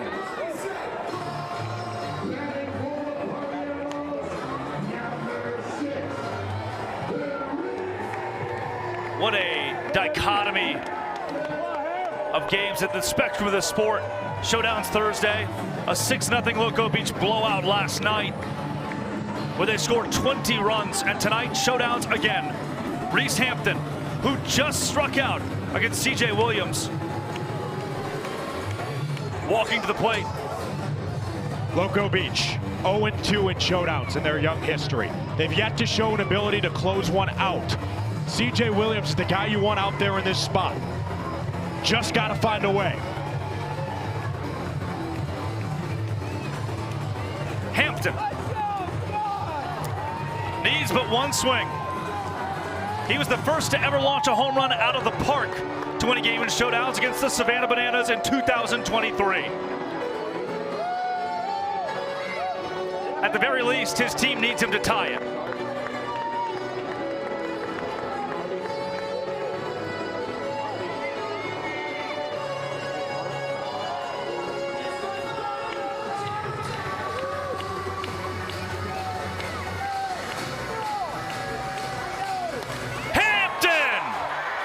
To right field. This is off the wall. Hampton's got wheels. He'll score easily. And we are headed to round 2 of showdowns. The Loco Beach Coconuts are arguing that Hampton did not touch home plate. Can we see a replay to see if Hampton got the bag? There's a conversation happening. Vining touched home. Trey Hudson now signaling that Hampton did hit home. Andy Cosgrove, the catcher, trying to explain to the Loco Beach Coconuts exactly how Hampton did it. Oh my gosh. That toe tap. The toe tap of destiny. With fire. Food. Wow, Reese Hampton couldn't handpick a better spot for your first hit of the night. And what a fair gripe by the Coconuts. That was the right move to step on home plate. Peter Holden back out. Regardless, we need a second round. And it looks like Loco Beach is going to a bat that they didn't use on night one in Showdowns. Tanner Allen, I was shocked, in 3 rounds of Showdowns, stayed on the bench the entire time. Now tonight, the coaching staff likes this matchup against Peter Holden, and how can you not? You like Tanner Allen in any matchup. The 2021 National Player of the Year, national champion, dominated the SEC, the face of Mississippi. Now a Loco Beach Coconut. Let's get round 2 underway. Peter Holden deals him outside.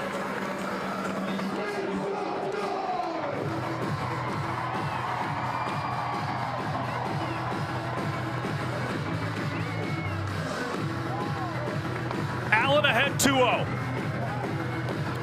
Again, for round 2, no fielders. It's just Holden out there. Loneliest part of the ballpark.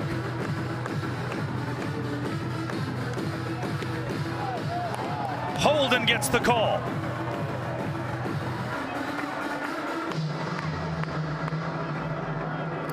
Nitroglycerin pills. Holden gets the call again. It's 2-2. Show me the changeup.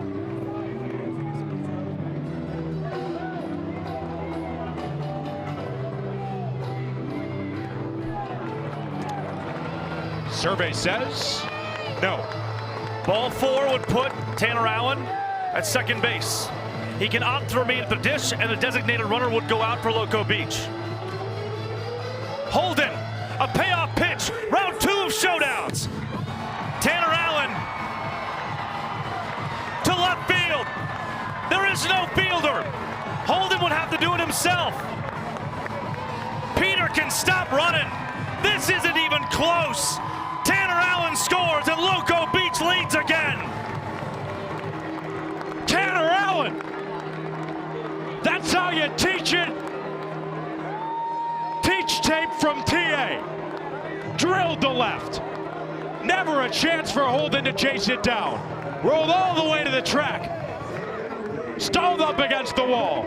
Allen scores on his feet, and CJ Williams gets a second stab. There's not many times in life that you are gifted a second opportunity at something that you want this bad. For CJ Williams, it's a 5th opportunity. After 3 rounds of Showdowns on Thursday, that the party animals ended on top. CJ Williams has a chance to get the last laugh and play villain in Sin City. This crowd is on its feet. The defensive team sends the pitcher out first. If the offensive team wants to play matchups, they then elect their batter. And here in round 2 to face CJ Williams, Jason Swan steps to the plate for the Party Animals.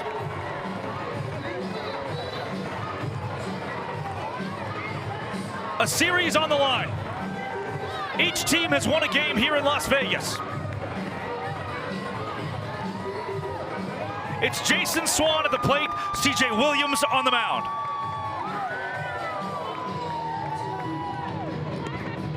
Again, a home run over the fence ends the ball game. Swan does not have one of those yet this season.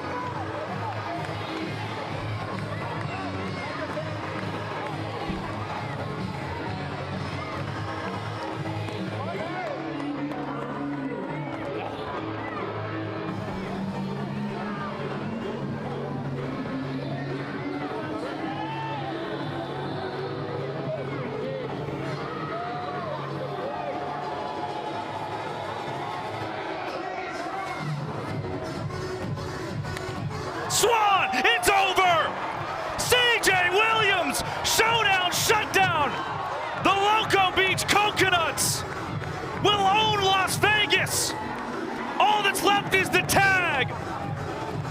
And go Loco!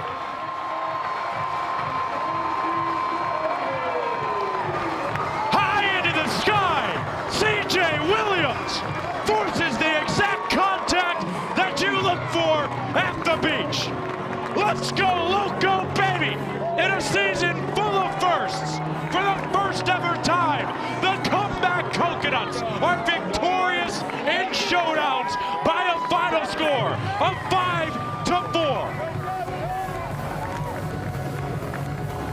After dropping night one in heartbreaking fashion, the Coconuts dominate day two and come back with vengeance with a showdown victory on day three. It's a second straight series win for Loco Beach, who moved to 8-9 on the season and secure their first showdown win in the franchise's young history. The crowd is chanting Loco Beach. Swan knew he had popped it up on the infield, and CJ Williams without a fielder. Only himself and his catcher Ashby Vining. That's all Mark Crocco's team needed. The Coconuts have come into Las Vegas and taken over the city. Loco Beach chants reign in. Jordan Brewer, the hero, is with Michael Schwartz. Just listen to us breathe for a second. Take it all in. Thank you. I saw every vein out of your chest and your head explode when that final out was made and when you hit that ball. This game, man, in Vegas, how do we end this trip? That was unbelievable. Blood, sweat, tears. We're going to do an ASMR interview. Tell me in ASMR how amazing it was. Thank you for showing up. Thank you, like and subscribe. What do you think about this? This right here, my love. For you. Come on. Real quick, how do you feel about all the players on your team breaking the hits record and continuing to succeed at the plate? Unbreakable. Unbreakable. Nothing can defeat us. We're just in there every single day, just battling. Real quick, pick a card. We're in Vegas. Pick a card. Bananaball backstage question of the day. It is from Cam. The best play ever. What is the best play ever from 9-year-old Cam? Bananaball backstage question. The best play ever. From you. From me. Like that last one when I broke the first base record for trick play. Go have yourself a night in Vegas. Hey, go Loco Beach. I'll see you soon, Jordan Brewer. Beach. Goodbye. Jordan Brewer, the showman of the game in Las Vegas. How great was he, both the defense, the offense? That's just a pro bat, man. More than a feeling, that's the power of love. Loco Beach has done it again. You can never count the Coconuts out. Going into the 9th inning, losing by 1. Who do you call? Not Ghostbusters, the Coconuts. And they get it done again. Jordan Brewer, round 1 of showdowns. Left no doubt, he's your showman of the game. In a series win for Loco Beach. Brewer set a single game record for the most trick plays by a first baseman. It's been a weekend of records, and Loco Beach has been on the right side of them all. I mean, wow. What a contest between these two teams, and 5 trick plays for Jordan Brewer tonight. History in the Bananaball Championship League for a guy that Mark Crocco said, I've got to go get him in the draft. Crocco did, and AJ, I want to emphasize coming off of a loss for the Party Animals, who after Thursday's game were undefeated in Nevada as the home team, as a home team. They were just mowing through teams, whether 3-0 Las Vegas. This is their state. Friday, Loco Beach strikes for 20 runs. Tonight, in showdowns, a airtight ball game goes the way of Mark Crocco's squad. And then afterward, you can see in the background of the Jordan Brewer interview, both these teams did something that is not scripted in Bananaball, and that some teams don't do because it's not scripted in Bananaball. A handshake line. These two teams say, hey, we won't see each other for a while. But when these squads meet, it's a different level of Bananaball, one of the great new rivalries of this sport, and the respect. I don't know if there are two teams with more moxie, with more spirit, to put it lightly. And these two, when the game's over, it's a handshake, and they're on their way. It is. I mean, we'll see one another all across the casinos this evening in Las Vegas. Yeah. Because these are two teams that went to war for 3 days straight. But at the same time, the vibe of the Party Animals, the vibe of Loco Beach, it's similar in the sense that it comes down to a mindset. I'll tell you what, I've said it once, I'll say it again. Loco Beach has proven that they can hang with anyone in the league in their inaugural season. That comes down to the mindset that Coach Crocco, Shane Victorino, and everyone involved with this team and this brand have instilled in this group. If you put the fans first, if you spread love, you spread happiness, you spread joy, it's going to show up. Karma's a real thing. It appeared in the barrels tonight. It certainly did a night ago. And after going down 0-1 in the series in what feels like the pseudo home for the Party Animals, the Coconuts, with their backs to the wall, didn't go down swinging. Instead, they rose to the occasion and took over the city. Who knows, maybe a residency at the Sphere for one of these two teams in the future. Loco Beach takes Las Vegas. AJ Swiatek standing to my left. Michael Schwartz down on the field. A 5-4 final score. Loco Beach wins the game. Loco Beach wins the series. For our entire crew here from VTV, I'm Drake Toll saying good night and party on. Let's go Loco, baby. Love one another.